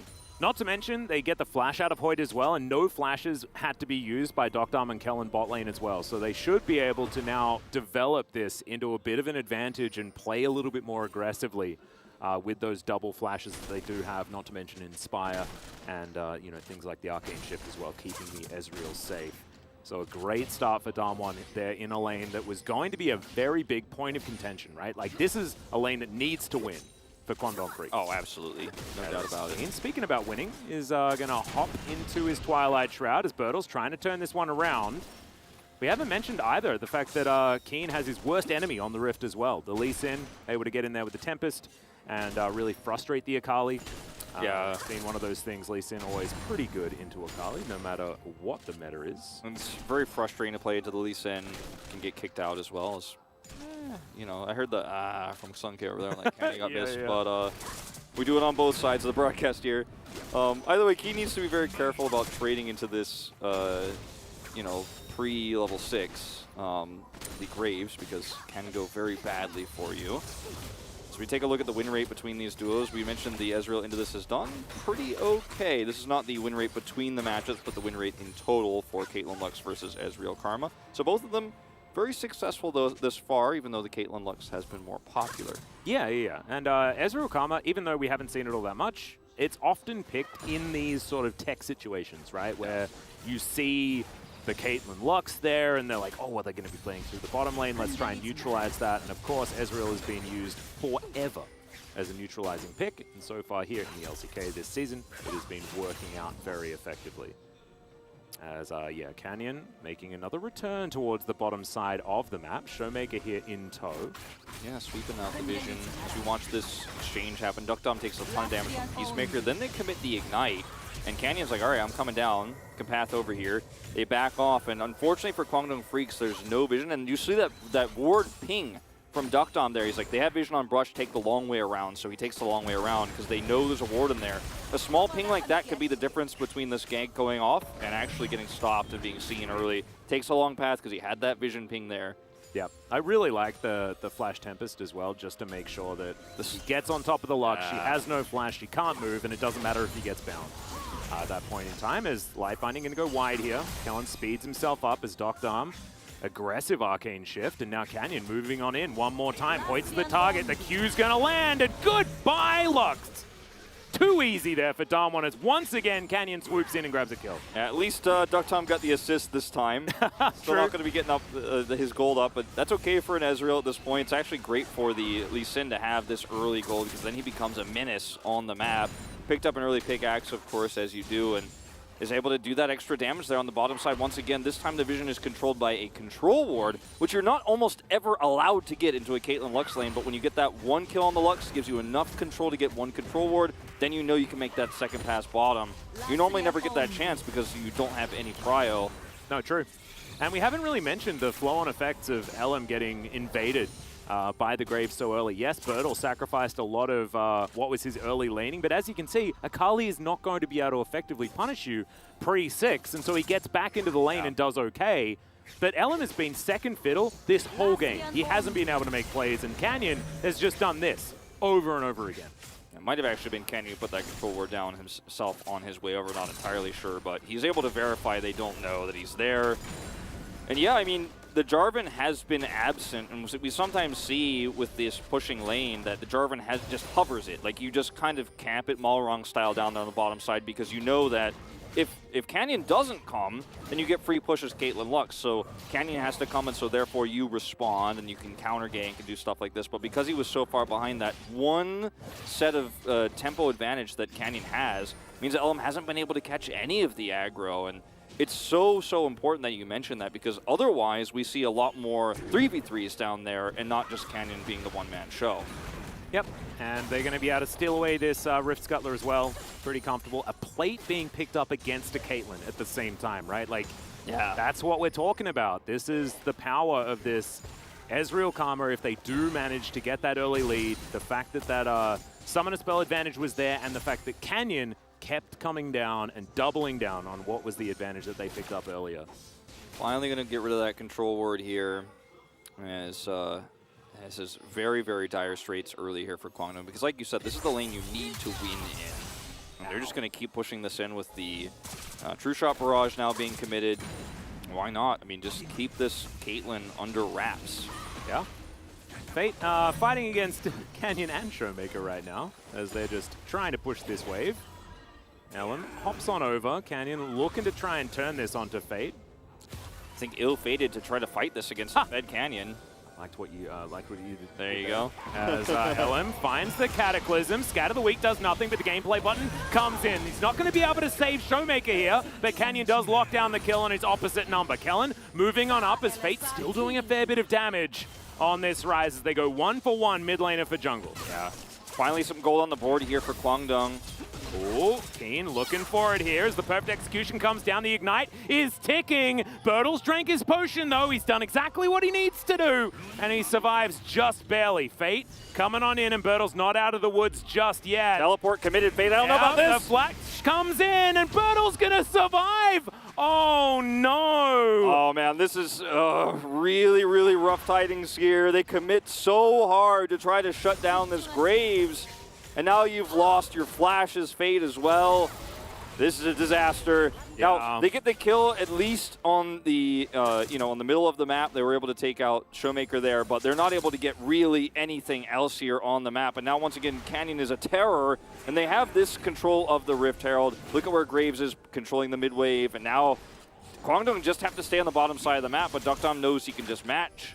Yeah, Duckdom going to get flashed on here, but the Light Binding's not going to connect, and Hoyt is just dead once again. True Shot Barrage is going to seal the deal. Oh, man, Hoyt not having a great day today. Yeah, I mean, the first two were really, unfortunately, not enough vision coverage, which is somewhat on him. They were not able to see Canyon coming, smart pathing from Canyon, but that one was really just a bit of a whoopsie there, straight up. Well, Keen might be baited here as Canyon's going to move on in. Not going to find him with the Tempest, but Keen moves out of his Shroud. And the Q is going to miss. Nice sidestep. That was really important. If he gets hit into the wall there, things can get really disastrous. Actually, Canyon didn't quite have his kick yet, so. Still, this is going to be plates going over to Bertle here on the top side of the map. And this Akali pick, you know, we like it a lot into the Graves in terms of what the potential is there if LM can be up here and be very obnoxious. But because LM was so far behind early, he hasn't really been able to make an impact anywhere on the map outside of that one pick there in the mid lane. Yeah, hasn't really worked. As we're going to check out this one from Bertle's perspective. Ults. As he makes the great escape. Yeah, he ults after he uses his quick draw. And he's like, I'm good, I'm surviving. Okay. Let's see how he reacts to the rise. The ping is there. Yeah. Just slowly moves his way back. and does eat his biscuit as well, and that is what Akali helped him 녹음 there, 노잖아. as you could see. Eat your biscuits, everyone. Calls out no ult for Akali, saying that he can maybe push forward as we're going to watch a lot of stuff happening at once. Yeah, bit of a fight here towards the bottom side as well as Dr. Arcane shifting, still trying to stay in range as Showmaker clearing out control vision, but Kellen going to fall down. So well played. Dr. stands on a trap but isn't going to get punished. Good little gank there from LM to grab the target that they needed. Really love to see Birdall's calm shot calling. He's gone for Hullbreaker first. This is a first here in the LCK to see the Hullbreaker first on Graves, but he has such a nice advantage right now with all the plates he picked up that he can be so frustrating to deal with in the side lane. And this is where, again, you have the Rise, you have the Akali. Kwangdong Freaks are hoping they're going to get an advantage in side lanes in this comp, but I don't think they do.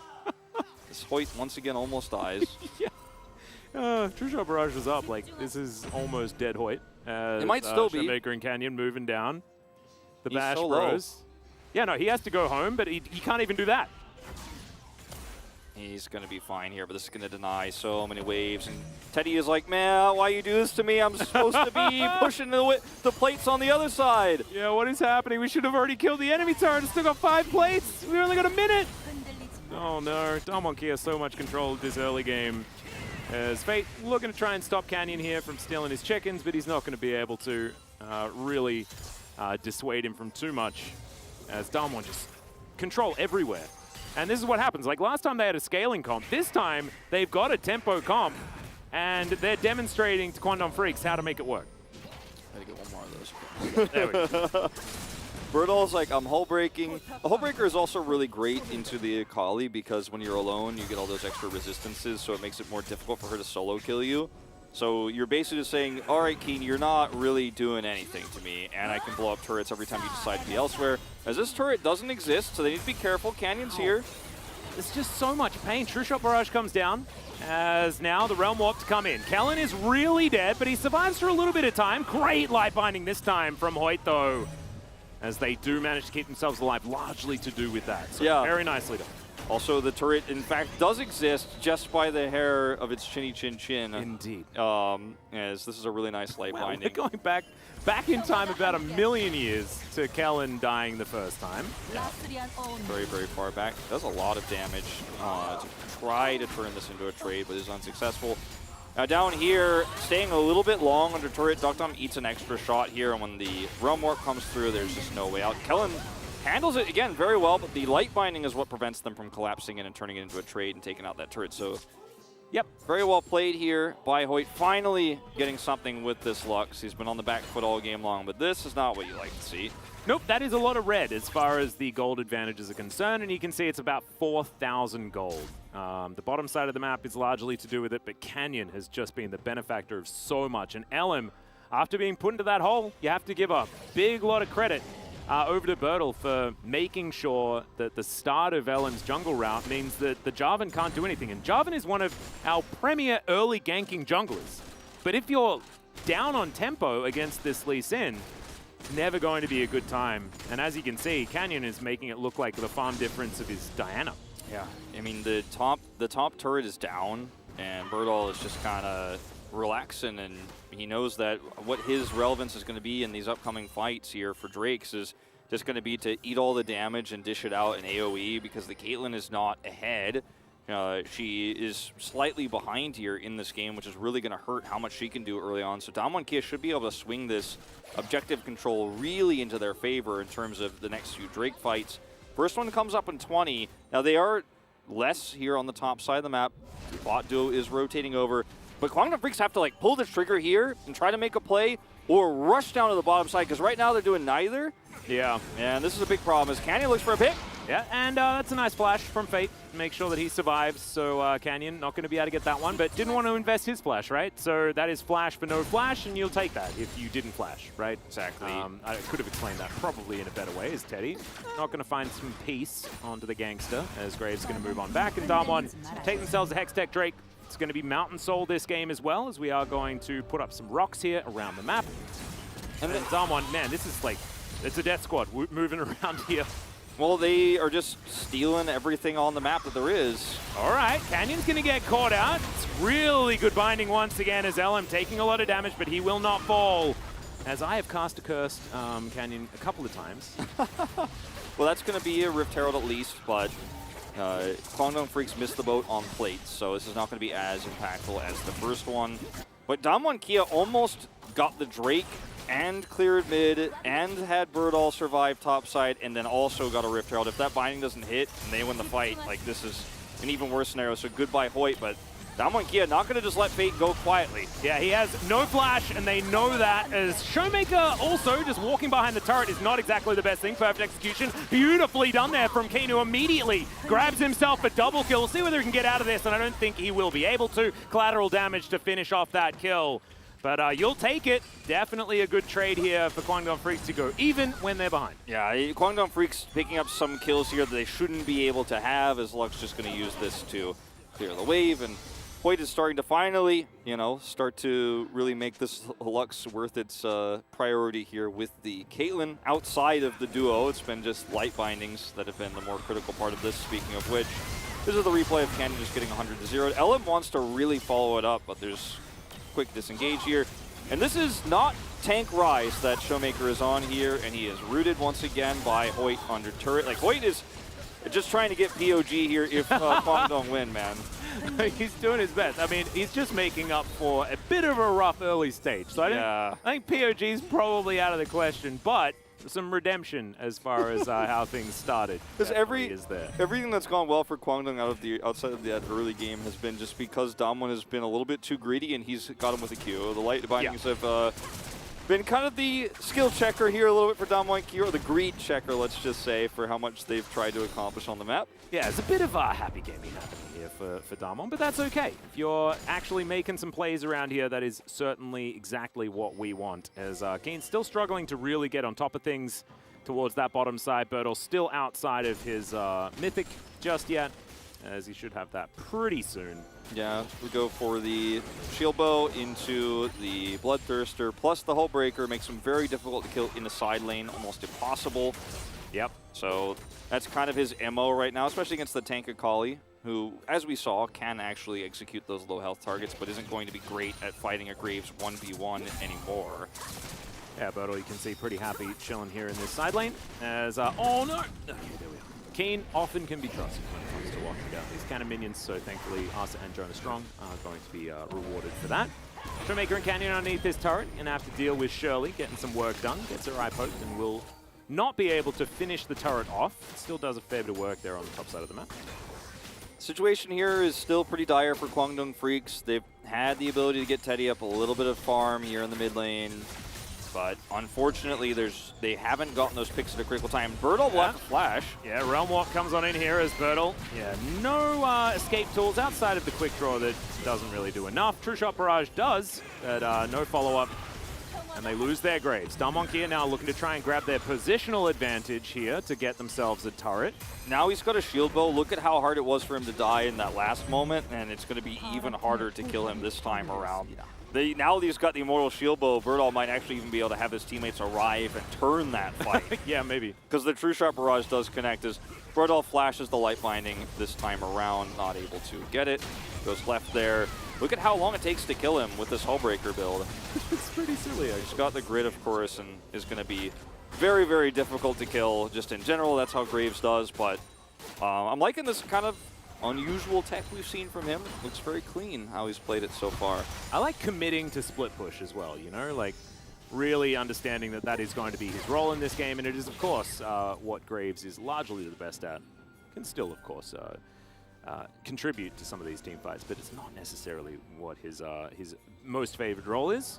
Yeah, we've seen some like carry Graves, like Kana, when he gets that pick sometimes he gets a little bit out of control, but not really his role in this game per se. Just wants to make sure he doesn't die to Akali and is controlling the side waves. Damwon Kia need to win this Drake fight, and so the setup here is pretty good, but I like the position for Fate. Oh, whoa. Yeah, and this is before Crown, which he is building. But the, chapter here is going to give him a lot of extra AP. True. We can see that it's already working as, okay, Rune Prison comes down. Everfrost is there, but Birdall's real tanky. As Quandong Freaks now in position around this mountain. Lucent Singularity is there, but I don't think Canyon will be stopped if he does want to get in here. Might not get in for the Drake, though, as he does move on over, and Ellum blocks that one down. Can they get out? As that is the binding connecting onto Docdon. Doesn't do a lot of damage there, as the ace in the hole is tanked by Canyon, as they will now move back towards that mid lane. Outer turret is gone, and that is a successful steal away of the Drake. Good secure from Quandong Freaks as they now move Fate towards this tower and look to defend mid. Birdall should be able to handle that push bottom side, and Damwon Kia really don't have anything else that can make cross map here. The top turret's already down. Quandong Freaks are right here. They were just at the Drake pit, so they can easily shut down this 4-man push mid. Ow, again. I mean, you look for something like that, then suddenly Teddy's vulnerable. If Canyon actually hits a Q, he's just out of vision, I think. Otherwise, this is an easy call from Canyon to look for that one. Yeah, no one actually able to be seen, so not going to be able to find that, as Berto was able to defend the outer turret on the bottom side. And Quandong Freaks, there's a lot of standing gold on this map, right? Like, that's a large reason why Damwon Kia do still have this 3,000 plus gold lead. It's because they've taken turrets, Quandong Freaks have not been able to. Yeah, part of that's the Graves. And once again, he shut down that bottom push there from Fate. Bottom turret was very healthy because Caitlyn Lux didn't get anything done there, but he defends that. Damwon Kia, unfortunately for them, like without this mountain, the solo Drake they got, they're not really pushing towards any threatening objectives. They're not at a point yet where they can actually start a Baron up or anything like that. They can threaten the vision, they can group up as 5 here and make Quandong Freak's life a little bit scary. You know, a little bit worried about the Baron start here, but don't think there's going to be any overreactions. You can see they're grouping up around it now while putting Berto in this bottom lane, because that's all you really can do as Damwon Kia before this next Drake spawn. So it's really unfortunate they lost the potential tempo growth there and a team fight that was definitely theirs to win. It was stolen away, and this time Quandong Freaks is the bully taking the lunch money on this Drake discussion. Yeah. I really like how this game's developing for Damwon, though. Like, we illustrated already that Quandong Freaks are so much happier to go into team fights. They're so much happier this time to play a little bit more front to back. And Chronicler's there, he's like, oh yes, they did it. They did what I asked. Just build a front to back comp and make it work. And Bertle's like, nah, I'm just going to split push all game. You're not going to get these 5v5s that you're looking for, and I will instead just put on perpetual pressure, and we will just play disengage elsewhere. And it's the best choice, right? It certainly is a great way to pivot into the composition that Quandong Freaks have put together. It's really, right now as Kwangdong, it's tough to actually get that turret gold that's on the map. It's not a, objective bounty or anything either. And you're kind of sitting back going, my somewhat muted 201 Caitlyn, who isn't as ahead as she could be in this game, is really unfortunate. The tank rise, the Akali tank build as well. These things that make it difficult for you to be initiators in a team fight. You want to have a hold on an objective first, but Damwon Kia is so good at choking you out of that, and the side laning that, unfortunately, Quandong Freaks, not only are they not great at doing it as a team, but the situation they find themselves in with this Akali means that they just can't really accomplish it. It's just so difficult for them to set up any sort of team fights, because Damwon Kia can kick somebody out of the fight. They can actually find a flank and blow up the carry. They've got these duck down poke, you say ow every time it hits because it hurts. Like Damwon Kia, if they hit a 4-man true shot before a fight starts, I mean, there's kill pressure. Canyon swoops in, and Teddy nets. And that's going to be it, as Fate finds a nice ever thrust there onto Bertle, and Bertle straight up does not care. Just not worried about anything that's happening at all. Just wants to kill minions. That's his job for the rest of this game, and he's doing a great job at it. And Quandong Freaks can't punish him because he's just too tanky. And once he gets his Bloodthirster, he will be even tankier. Yeah. And like, Showmaker will teleport to him and save him and turn a fight so easily if they try to kill him. So nobody can deal with him, which means you never get map control. And this is why this Graves pick and this Hullbreaker pick for Bertle is so awesome, and why it works out so well for them. As Keen is now trying to deal with Showmaker over here, maybe he's like, I have better luck with this squishy Syndra, right? And you better hope so. At least they've got this top wave pushed through. Yeah. And, okay, Bertle, let's see whether you can do 1v2 as collateral damage comes down. Now going to turn on to Ellen. Teleport to come in here, as you mentioned, giving his team time to come on over. Not going to get the knock-up. It's a decent laser to come through. Showmaker takes most of his health bar. The rest of Damwon have now grouped up, as this Realm Warp is not one that they want to take. And they do manage to get Bertle out of there. Yeah, and they get the Syndra teleport, so the turn wasn't there, unfortunately, because Kwangdong Freaks were better set up, and Damwon Kia, the rest of the team that couldn't teleport in, took a little bit too long to get there. So everything I said, you know, kind of happened exactly as I said. Yeah, right. But Kwangdong were ready to stop the teleports to win the 4v2 when he came in as Canyon tries to rotate over. Canyon's actually now flashless. I think Damwon Kia should just try to make a play for this Drake here. Look at Bertle. He's Hullbreaker, he's by himself. He's going to just be impossible to kill, so just start this Drake up. Yeah, that they just... I like that they as well disengage back towards the Drake and retain control of the area, and then Bertle's able to sit in mid lane and deny any extra pressure. This is just... The game of chess around the map that Damwon are playing is certainly just much better than what Kwangdong have put together, unfortunately, this time around. But it's still not really equating to too much of an advantage when it comes to gold, but equalizing the Drakes, Damwon Kia still just slowly but surely moving themselves towards later in the game where this Crown Ezreal is just going to be very, very difficult to deal with. It's hard for... This game is somewhat solved in a way in which Damwon Kia can always just 4-1 with Bertle on a side lane, and he's unkillable, and as long as you have teleports up, you can rotate over. It means that Kwangdong Freaks will never really have the ability to set up Drake Vision first or set up Baron Vision first. So they're caught between a rock and a hard place, and they're going to have to make tough calls, like maybe they need a 4-man top and try to kill a turret and then back off, and then maybe do it again and look for an inhibitor turret. Makes really strategic calls like this, because Bertle, while he can be in the side lane forever, it's going to take him quite some time to actually push down by himself. So you can try to get permanent structure damage on the map here, like mid-turret's still available here is Kwangdong. But if you just kind of sit back and wait, nothing good's going to happen. Well, Finding is going to connect. Hoyt is a support Lux and now has to flash as, oh my goodness. The scatter comes in. Showmaker not going to find it. Q going to land though. And Canyon gets some revenge against Hoyt. Not much you can do without a flash there, as Fate here on the bottom side might be able to get their second turret of the game. But it's going to be for a Baron, as they can start this one up. They have the choke point control. They've got great turn with this composition. And it's an Ezreal that's pretty fed at this point. This Drake, or rather Baron, goes down so fast. Yep, Showmaker trying to find Elam here as the Everfrost. Not going to quite do too much. Elam is a bit distracted here with Showmaker as this Baron is going to fall, and now the rest of Damwon are going to turn on to Elam.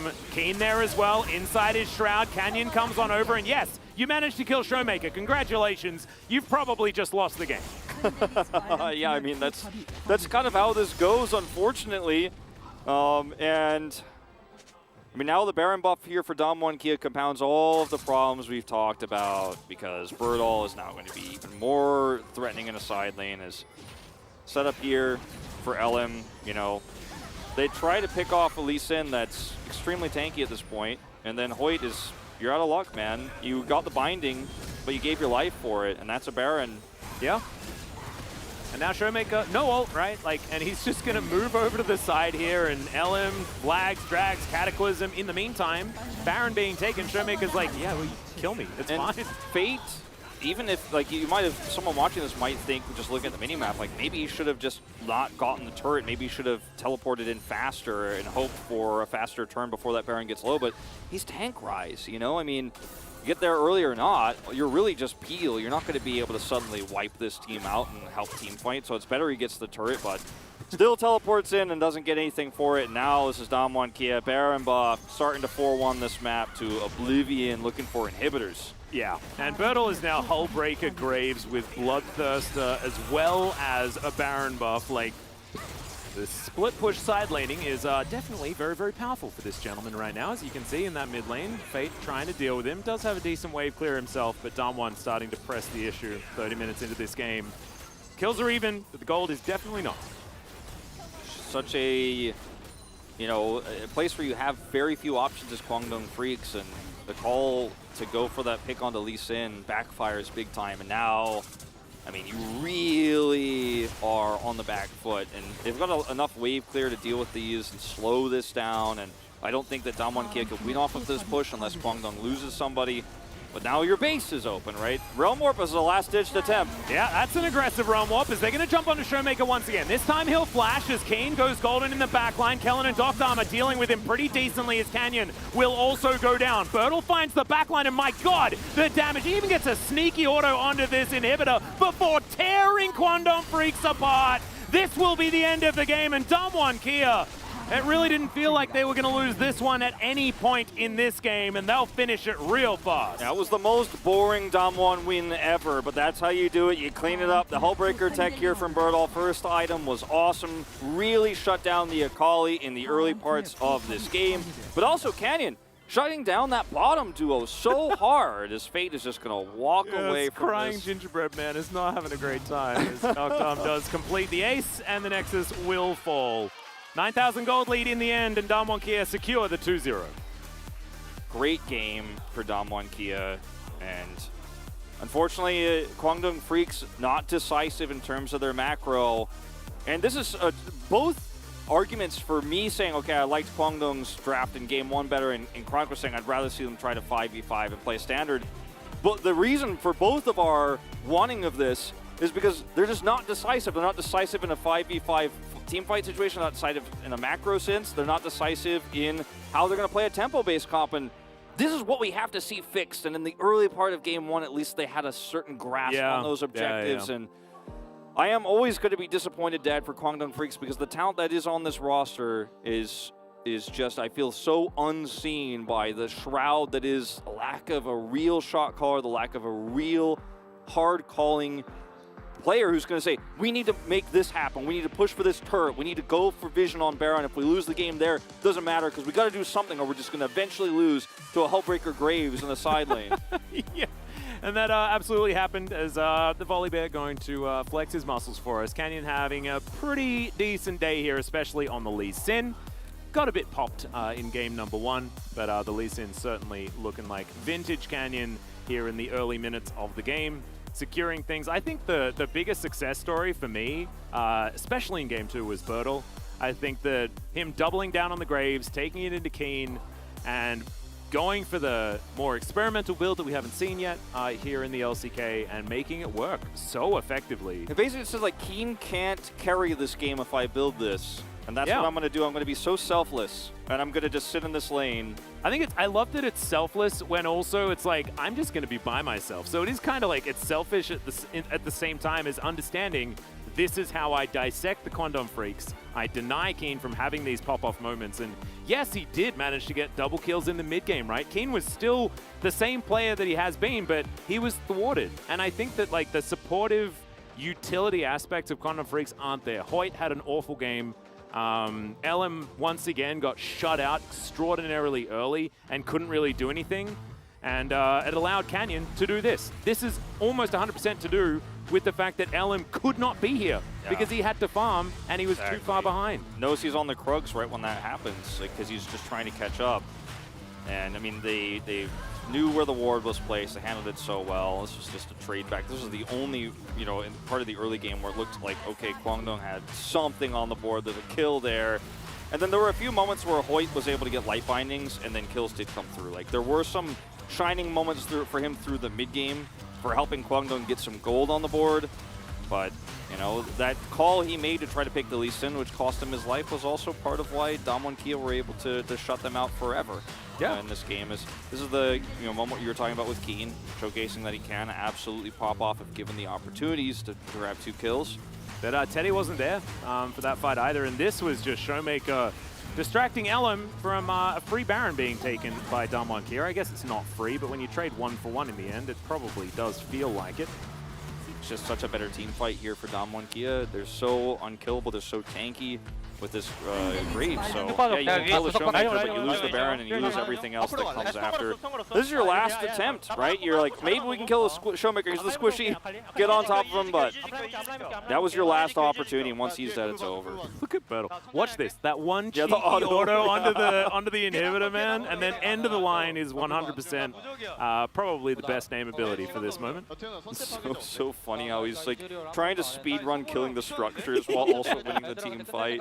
It's like, I gotta get that cheeky auto in there, you know? Just kiting his damage out, the most efficient, super calculated. That one cannon minion is like just throwing the game, like, hold on, can we shoot this inhibitor for a second? Well, meanwhile, the Ezreal is shooting this guy who's just carrying Gingerbread. Run as fast as you can. Yeah. Could definitely catch this Gingerbread man. And Noctom's so excited by it as well. Oh man, that was so cute. Let's have a look at some of the damage here this game. As you can see, it was Bertel and Doctom doing most of the work. And yes, you know, keen for a melee range champion, being able to get a fair bit of work done. Elm as well, surprising amount of damage. As Canyon, not so much. But I mean, look at that goal graph. Like, they win that early game, they coast for a bit, and then they find themselves the Baron, and they win. I think it's a tough call between Canyon and Bertel for who picks this one up. Bertel definitely had the most impact in side lanes to great in fights, but Canyon really set up that bottom duo to But succeed. Canyon could only set up that bottom lane to succeed because Bertel stopped the blue buff in the early game from Ellen. It's a chicken and egg situation here, isn't it? Yeah, it's a difficult one to really understand. I'm looking forward to hearing what the take is over at the analyst carpet space. As far as, who did you vote for? I actually voted for Canyon. It was really tough for me. Like, I wanted to vote for Bertel, I wanted to vote for the Hullbreaker, but I was like, Canyon just gave the whole map too much of an advantage. I have to vote for him. Yep, all right. Well, ladies and gentlemen, I believe we do have some gentlemen alongside, and we'll see whether they also voted for the correct player. Let's see. Thank you, Atlas and Wolf.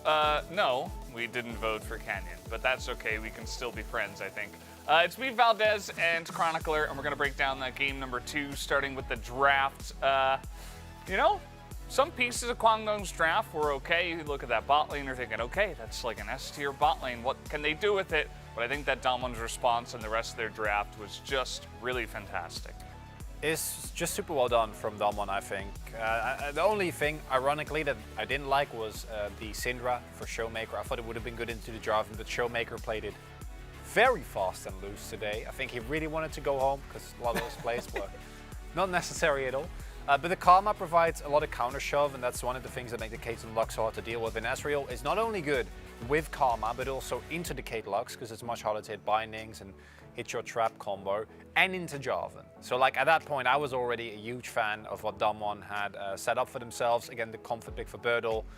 The Rise of Kali, sure.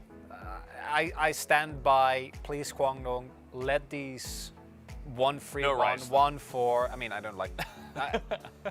At this point, like, I've just accepted this is a fact of life. I can keep fighting it, but it's clearly not going to matter. The key thing for me, though, is that, again, you go for a composition that has a pretty high margin of error, and, like, actual front to back is really hard. I don't know why they keep doing it. It doesn't work. They look lost. Yeah, they definitely do, and I think that Damwon didn't really give them a chance to even play the game or get to a point where we can criticize their macro and their mid to late game because it didn't really happen, right? We saw that Canyon ganked bot about 6 times. It felt like Ellen was put very far behind by Bertel. It was kind of a disaster for him. And I think Hoyt as well. I think that overall those two players have really been struggling here in the beginning of the season. And, you know, it's not every game that we see this because I feel like especially Elam has been turning it up a bit. You know, he's been showcasing some of these picks, but a lot of them got banned away. You know, there's Poppy, his Xinjiao got banned away. He had to play Jarvan, and he got counter-jungled by the enemy Graves. So it was just a lot of pieces of the puzzle that put Damwon very far ahead. And I think for Kwangdong, there are so many deep-rooted issues that are really hard to fix. They look kind of like they don't want to know what they want to do in draft, and then they do end up with drafts, and then they don't really know how they want to play it out. And it's everything from how they manage the wave states, which we're going to get into in a little bit, as well as just the overall comps. It doesn't work. Like, I don't know what they need to do, but something needs to change. Something needs to change, but one thing that isn't going to change is that we do have some highlights prepared. So let's go into highlight number 1 and only, as we start here with the counter jungle. This is insanely big, right? Because Akali doesn't really have the ability to punish Bertel for this. And also, I think LM here, like obviously you lose to level 1, but also you don't really know where Canyon is. And then at this point, this is disaster. And this in of itself is really unfortunate, but it's just a delay. But the fact that Teddy and Hoyt shoved the lane out the way they're doing here and that they're opting into a 2v2 is such a big risk, because you know your jungler is incredibly far behind. He just had to base. He's currently on his second camp. There's no way he can ever help you. You're not going to get the crash on time into Karma, and of course Canyon finds the pathing, right? Knows that this is an easy window, denies them the crash, kills them, and then from this point on onwards you just keep killing them over and over and over, and it's what the caster said as well. This was clearly a coordinated effort. I personally thought that Bertel had overall really good game, slowly getting more and more into the thick of things. But Canyon is, I think, one of the best junglers in the LCK, and then taking those quote-unquote small mistakes and then just they keep getting killed because every bounce Canyon's there. Yeah, it was the wave state that they put themselves into, also forcing the 2v2, which forced Hoyt to flash early, which is also something you pointed out before. Why? It's like you're just putting yourself in a position where you're not going to be safe if Canyon is there. And you got to know that this guy will be there if it's a good idea to be there. He's always there, it seems like. Especially here in Spring, I feel like Canyon has shown so much focus down into the bottom lane overall. Like, he's played a lot of Jarvan and basically just camped the bottom lane when he needed to. And this is another scenario where he's not necessarily standing there waiting as Jarvan, but he's there very often because it's just a good idea to be. And what's interesting is that while where Canyon specifically still very much, even though his early game has, I think, become a lot less consistent, we saw with Diana as well, like he gets killed randomly across the map a lot more. The one thing that he has over Showmaker's current form, which I think is not that great, is that he still is incredibly cognizant, like finding the one right play. The Jarvan play that he found against T1 to me is like the biggest sign of this. The presence of mind, knowledge of where your limits are, how the enemy is going to react. Like, I think he's, in that regard, still the best jungler that we have in the LCK. For Showmaker, this game, it just felt forced, it felt rushed. I feel like, actually, most of our mid laners are kind of still finding their footing. Chovy hasn't looked that great. I think Faker out of the big four has been the most consistent, but even he's had his laning issues.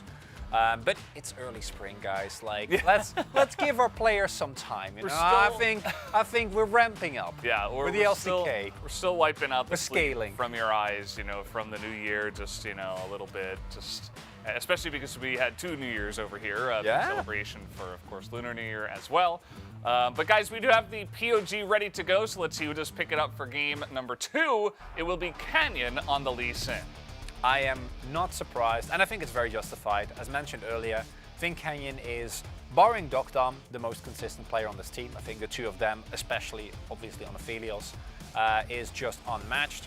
And he, more so than any other LCK jungler, just knows where to be at the right place at the right time, right? Yes, has a couple of plays that don't really go his way over the course of the series, especially on Diana, but on Lee, just gets it done every single time. He's there where he needs to be. And it also really highlights, as you pointed out already, the gap between him and a lot of the other junglers, but particularly Alum and Hoyt. These two players just can't seem to catch a break. They're not really getting to that level they need to be in the LCK, right? It's a consistent issue that we've seen for all of the Kwangdong games thus far, and it's not really getting better. Yeah, that's definitely the case. We'll see if they can eventually turn that around. Of course, Canyon, with this win in the player of the game, he does pick up his 7th so far of Spring already, 2 ahead of everybody else. As you can see here, it was only Bertle and Canyon that got votes, so that makes sense. 7 and 6 perfectly split there. But guys, we do have the interview ready to go, so I'm going to hand it over to Ji-sun for the translation. Thank you very much, guys. This is Ji-sun for the POD Interpret Translation, joined by the Dhammakia players, Showmaker and Canyon. Congratulations, you guys are back on the 3rd place with the 1st win of the split. How do you feel? After a long break, you know, we're back here at Lowell Park, and I'm happy that we were able to get a clean 2-0 victory. Canyon, you already won 7 POGs so far. How do you feel? I think I made a lot of mistakes in game number 1, so it's a bummer, you know. I'm pretty bummed. Diana was the first pick from Dhammakia in game number 1, and this is your undefeated pick of the split. Do you think the opponent should ban it away? I don't really think so. They don't really need to, because that Diana game, I just got carried. So I think I have to play better. And Showmaker. And you are also undefeated on Rise as well. But Rise is a very controversial pick here in the LCK. So, in your opinion, do you think Rise is a good pick or not? Sometimes it looks good, sometimes it looks bad. So I don't know. A lot of people say Rise is really difficult to execute in the current meta. So what kind of strength does he have in the current meta? The good thing is that his wave clear is really good, and he can roam around the map very easily. But the weak point is that this champion kind of expires, especially heading into the later game. And I think we were able to see the best of Rise in today's series. And also, I have a lot of question about Rise itemizations. You know, instead of Seraphs, you built a very tanky item. So could you kind of walk us through your item build?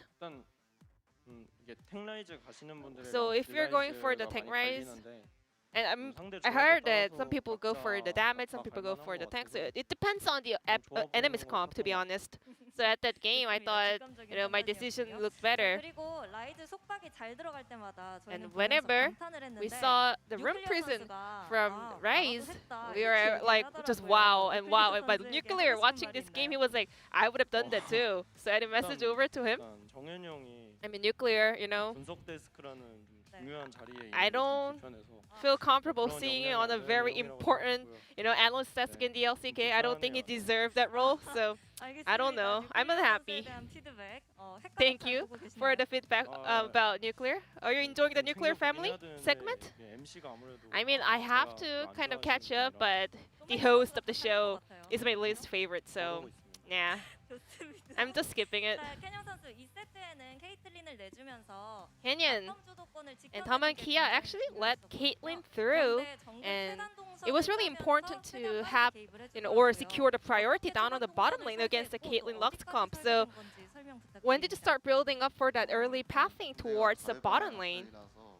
The opponents at J4 Akali on the top side, so Graves was able to exert a lot of pressure by himself on the top side, and J4 he was not able to play the game, so I was able to, you know, counter jungle or go for a gank. So I just wanted to hit level 3 as soon as possible and set up for plays. After that kill, Taman Kia was able to snowball so fast. And Kenyon, I heard you talking to Berno about the whole breaker. You said that item looks so good. So where did that thing come from? I mean, I was playing Akali in solo queue, and then I saw someone like building that, and he was like dying 10 times. And I was like, maybe that item is actually pretty good. So I was kind of giving my teammates some recommendations. So it was actually Kenyon dying 10 times to a whole breaker Akali, so I guess that is really a decent itemization, and that was a good tip over to Bertle as well. And in addition to that, we are having a lot of new meta picks in other regions, for example, Soraka from the LCS. So do you think that's viable in the LCK as well? I mean, mid laners are losing their power, and it ended up playing Soraka on the mid lane, you know? I mean, I hope that doesn't come to me. But Soraka looks kind of viable. It looks pretty good, so I'm considering actually practicing that pick. Okay, looking forward to seeing that in your solo queue or scrims maybe. And Kenyon, what's your thought on top Smite Janna as a jungler? I think it's gonna add a lot of pressure to the junglers, and I think top laners should play like a top laner, and junglers should play like junglers. And your next opponent will be Leaf Sandbox. What's your plan heading into that series? I'm sure that we are 3rd place, but in order to climb up to 1st or 2nd place, we really got to secure another win. What about you, Kenyon? We are desperate for wins. You know, we dropped a lot of series, so we really get to secure as many as possible. So we will do our best in the upcoming match. And that's gonna be it from Showmaker, Kenyon, and back to the analyst desk. Thank you. Thank you, Ji-sun, as always, for that awesome translation, as we do have a standings graphic to show you guys and see where we end up after this Damwon Kia victory. Damwon Kia back in 3rd place. I think the place that a lot of us would have expected of them coming into the season. There's been some bumps, but especially with the amount of difference in terms of game wins that they have over DRX, really showcasing this is still a team to be 3rd. Kwangdong the less we say about them, the better. I think this team just hasn't been able to get it together, performing way worse than I think many of us, me especially, were expecting going into the split, and hopefully at some point they can bounce back. That's what we're all hoping for, but at the end of the day, some team needs to be 10th, and it's them for now. We'll see if they can turn that around. But guys, we will have about an hour break. When we do come back, Live Sandbox up against Gen G will be the next matchup of the night, so don't go anywhere. We'll be back with the second match.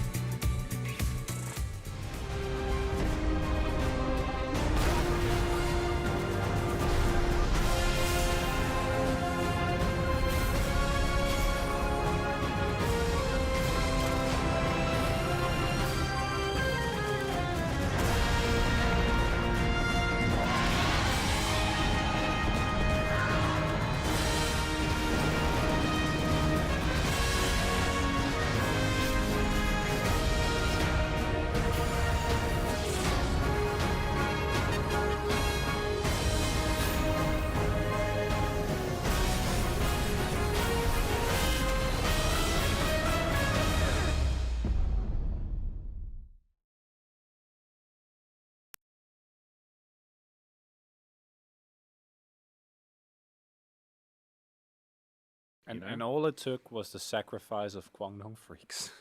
Yeah, because I think we can actually now, and I hate to do it, but I think I was kind of leaning in week one. I was like, I think this team has some serious issues about how it's approaching objectives. And I was like, yeah, I think these are 5 great players, but I think this team is probably number 10 in the LCK. I think we could pretty clearly say Guangdong is number 10 in the LCK right now, sadly. And it's Can we bring up the standings?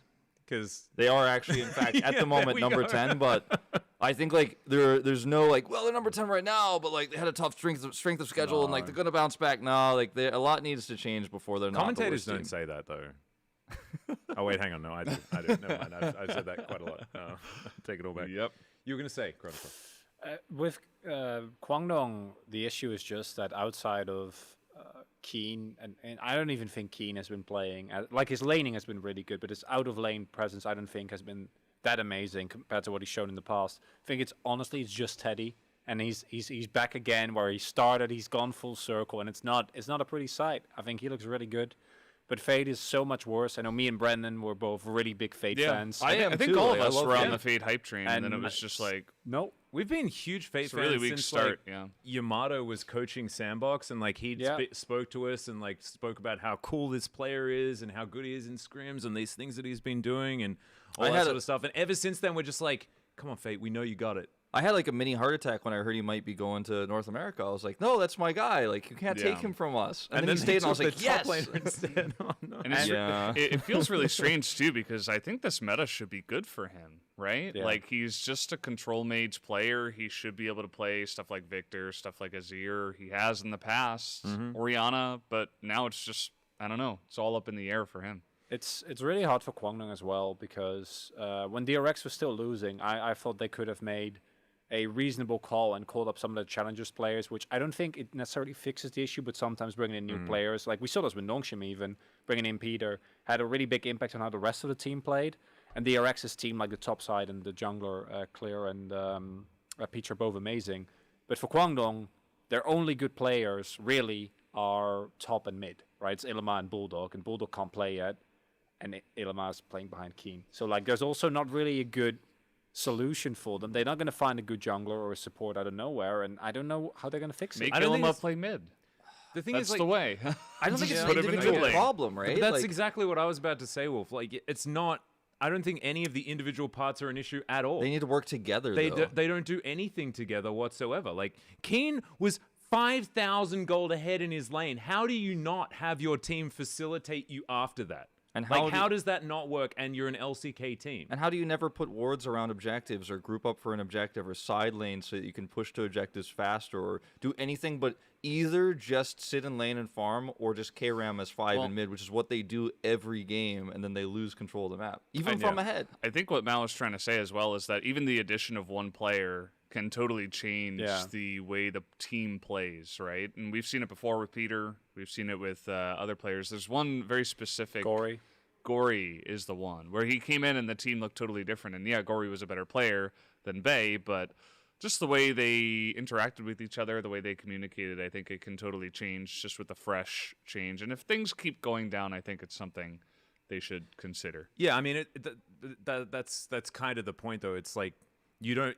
If you can bring in a player and then automatically all 5 players speak together correctly, then yeah, like, cool. Like, that's a great move. But the idea is not any one player on Kwangdong Freaks being the problem. The problem is none of them seem to talk with each other. Yeah. I mean, yes, Hoyt's had some stinkers. And like, Hoyt yes, and they've LM. had, like, LM is probably the getting worst a little jungler better. in the LCK right now. A little bit better. But like, some improvement. The first person to look stupid when your communication sucks is the jungler. Yeah, of course. Every single time. Like, you need to be feeding your jungler information. Unless, like, you're like the off example of, like, you know, Score in the past who just be able to be the orchestrator of his own destiny every game and things like this. And Score had some bad games in his time as well, but the majority of the time he was okay. Other examples, I guess, are Canyon, who can also just feel how the jungle works and things like that. Tarzan as well is another great example of that, of like Miss Tarzan. Like very, like, I guess, smart junglers that are able to just know. Cloud Templar, another absolute genius when it comes to the jungle. His Amumu play, of course, just absolutely staggering. Stunning.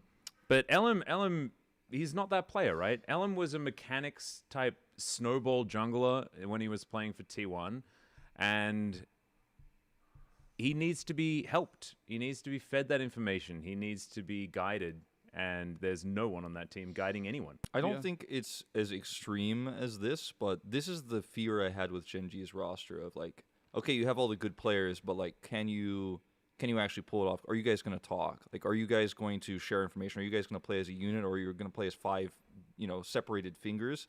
And I was wrong about Genji. I didn't expect this issue to happen on Kwangdong because the players are not as high profile, right? They're not. They don't have the big egos. They're not the big boys, all of them. Teddy, you know, perhaps is someone you could argue for in this case. Keen seems very egoless in how he plays, but I think that it's really a tough call if you're Kwangdong, but you have to somehow, as the coach, I think this is a coach issue. Like, the coach needs to be like, you are not talking. You guys are not calming. You guys are not looking for objectives. You guys are not trying to clear vision. Like, why are you guys all grouping as 5? Because that's what happens in solo queue. Everybody's had that moment in solo queue where your whole team is just pushing mid because nobody can talk, nobody's on voice, you know, and you're like, well, I mean, he moved mid, and we're all going to move mid, and maybe we get a turret. You just follow the team. You just go together, and you just funnel into the mid lane. Like, it's such an obvious symptom of, like, lack of communication, lack of coordination, and the coach needs to be in scrims, be like, you guys aren't talking enough.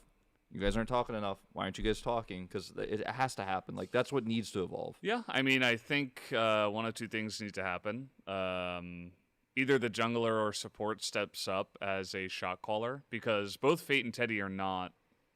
They're not guys that lead teams, right? They're kind of you know. Keen as well. He's never been a leader. He's Exactly. always been like a weapon. Yeah, he's in the Needs to top be lane. wielded. He is a giant scythe just ready to chop your opponent in half, but he needs someone to grab the scythe and, you know, kind of push it through. It's a great analogy. You know That's a what, very good You know what analogy, Kwangdong needs? Unironically, is effort. No. No, I'm gonna veto that. 2021 I like that 2021 idea. summer effort. 2021 summer specific game effort. Yes, they would benefit from that. But I mean, they need any kind of leader. But do you know what's Barrel. crazy? They Barrel would have be Spirit. Perfect. Like we've seen Spirit, who's been standing behind them in the coaching booth, like going through these things. He's been wearing his super sexy, gigantic nautical jacket and things like that, looking really powerful. But he hasn't been able to actually get behind his team. And like Spirit is another one of these, you know, superstar junglers that we've had. Maybe not with the accolades that someone like Score has, who Gen G managed to pick up, but we know that Spirit has been exactly the driving force that Kwangdong Freaks need for that specific team. Like, Spirit has been that guy that's made Keen look like the god that he is in certain moments. And yes, like, that team was always hindered by weakness in the mid lane and things like this, but they solved that issue and took away the being able to actually communicate thing. And I think that, like, I believe that Spirit has the ability to teach his team, but he hasn't been able to yet. So what you're saying is Spirit rule swap some coach to support.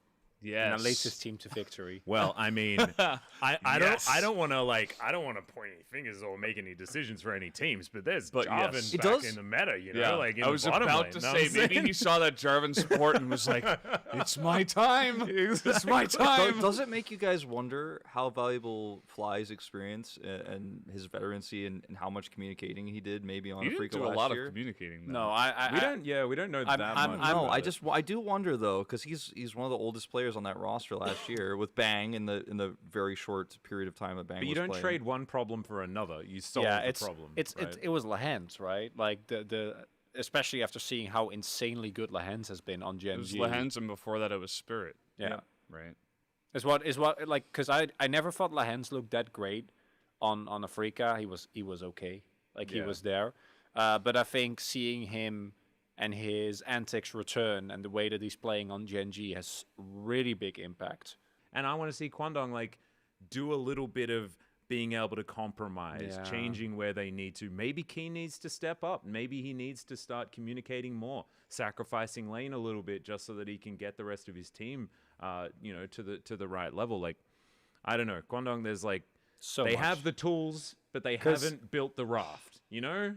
Yeah, because with teams like Hanwha Life and Live Sandbox, it's very clear what the issues are, but they're normal for what you'd expect from players of that caliber, right? Yeah. There's either challengers players or players that have come back into the LCK, haven't played for a while, or that have role swapped, like all these reasons where we're like, yeah, if you do well, cool, and if you don't do well, We didn't have high hopes for you anyways, unfortunately. yeah, like it's you know? fine. You know, Rebuilding maybe year. You know. like Croco, maybe you can become a better player on like weaker teams. Karis has a great development thus far. Like all that's fine, but it doesn't really matter. But for Kwangdong, I think everyone expected more, and I hope that they at some point will reach that. But in this lineup, I don't see it happen. I don't see it coming together, and I'm very optimistic generally.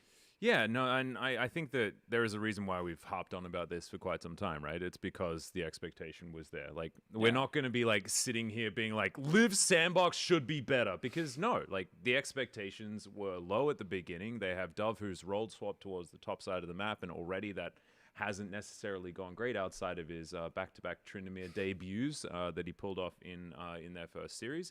Like, that's not where the expectation is. Like, we got very excited about Fred Brion, even though they were losing, because our expectations were right at the bottom, alongside a Hanwha Life that have obviously decided that this is going to be a development year where they're trying to, you know, build these new players into better. But that means that, like, Kwangdong Freaks were expected to at least be sixth, right? Yeah. Yeah, like worst case scenario. We like the gatekeeper. There's not another there's no other spots in like in the bottom three, and I think that we're justified in being a little bit disappointed with where things have gone. They're just a complete antithesis of Fred Brion in like every possible way. right. Or Fred Brion, like sometimes you look at the lane and you're like, no, but it doesn't matter. Because when they get past 40 minutes... It's the power of friendship. Exactly. When the commander says go and you love your commander, you go. Everyone you goes. know? Yeah. Follow the umpty. Mm-hmm. And it works out very nicely.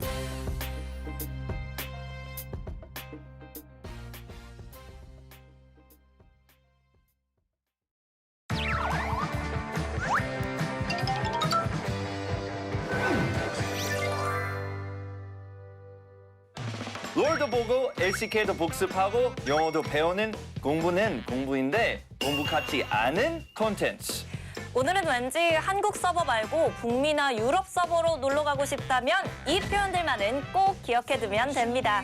울프쌤과 정연쌤의 레일 클래스 지금 시작합니다. 매주 LCK 친구에서 나온 표현을 가르쳐주는 Call of the Week. Match of the Week으로 뽑혔던 T1 대 농심 레드포스 경기에선 어떤 이야기 나왔을까요? T1 starting up the straight. Peter is looking for a potential hook here. Yeah, and Ghost is just going to get closed in on that play. Was so sick from Carrier. 슬래시 스킬 연계 보고 노란 해설자가 That play was so sick! 이렇게 말하는데요.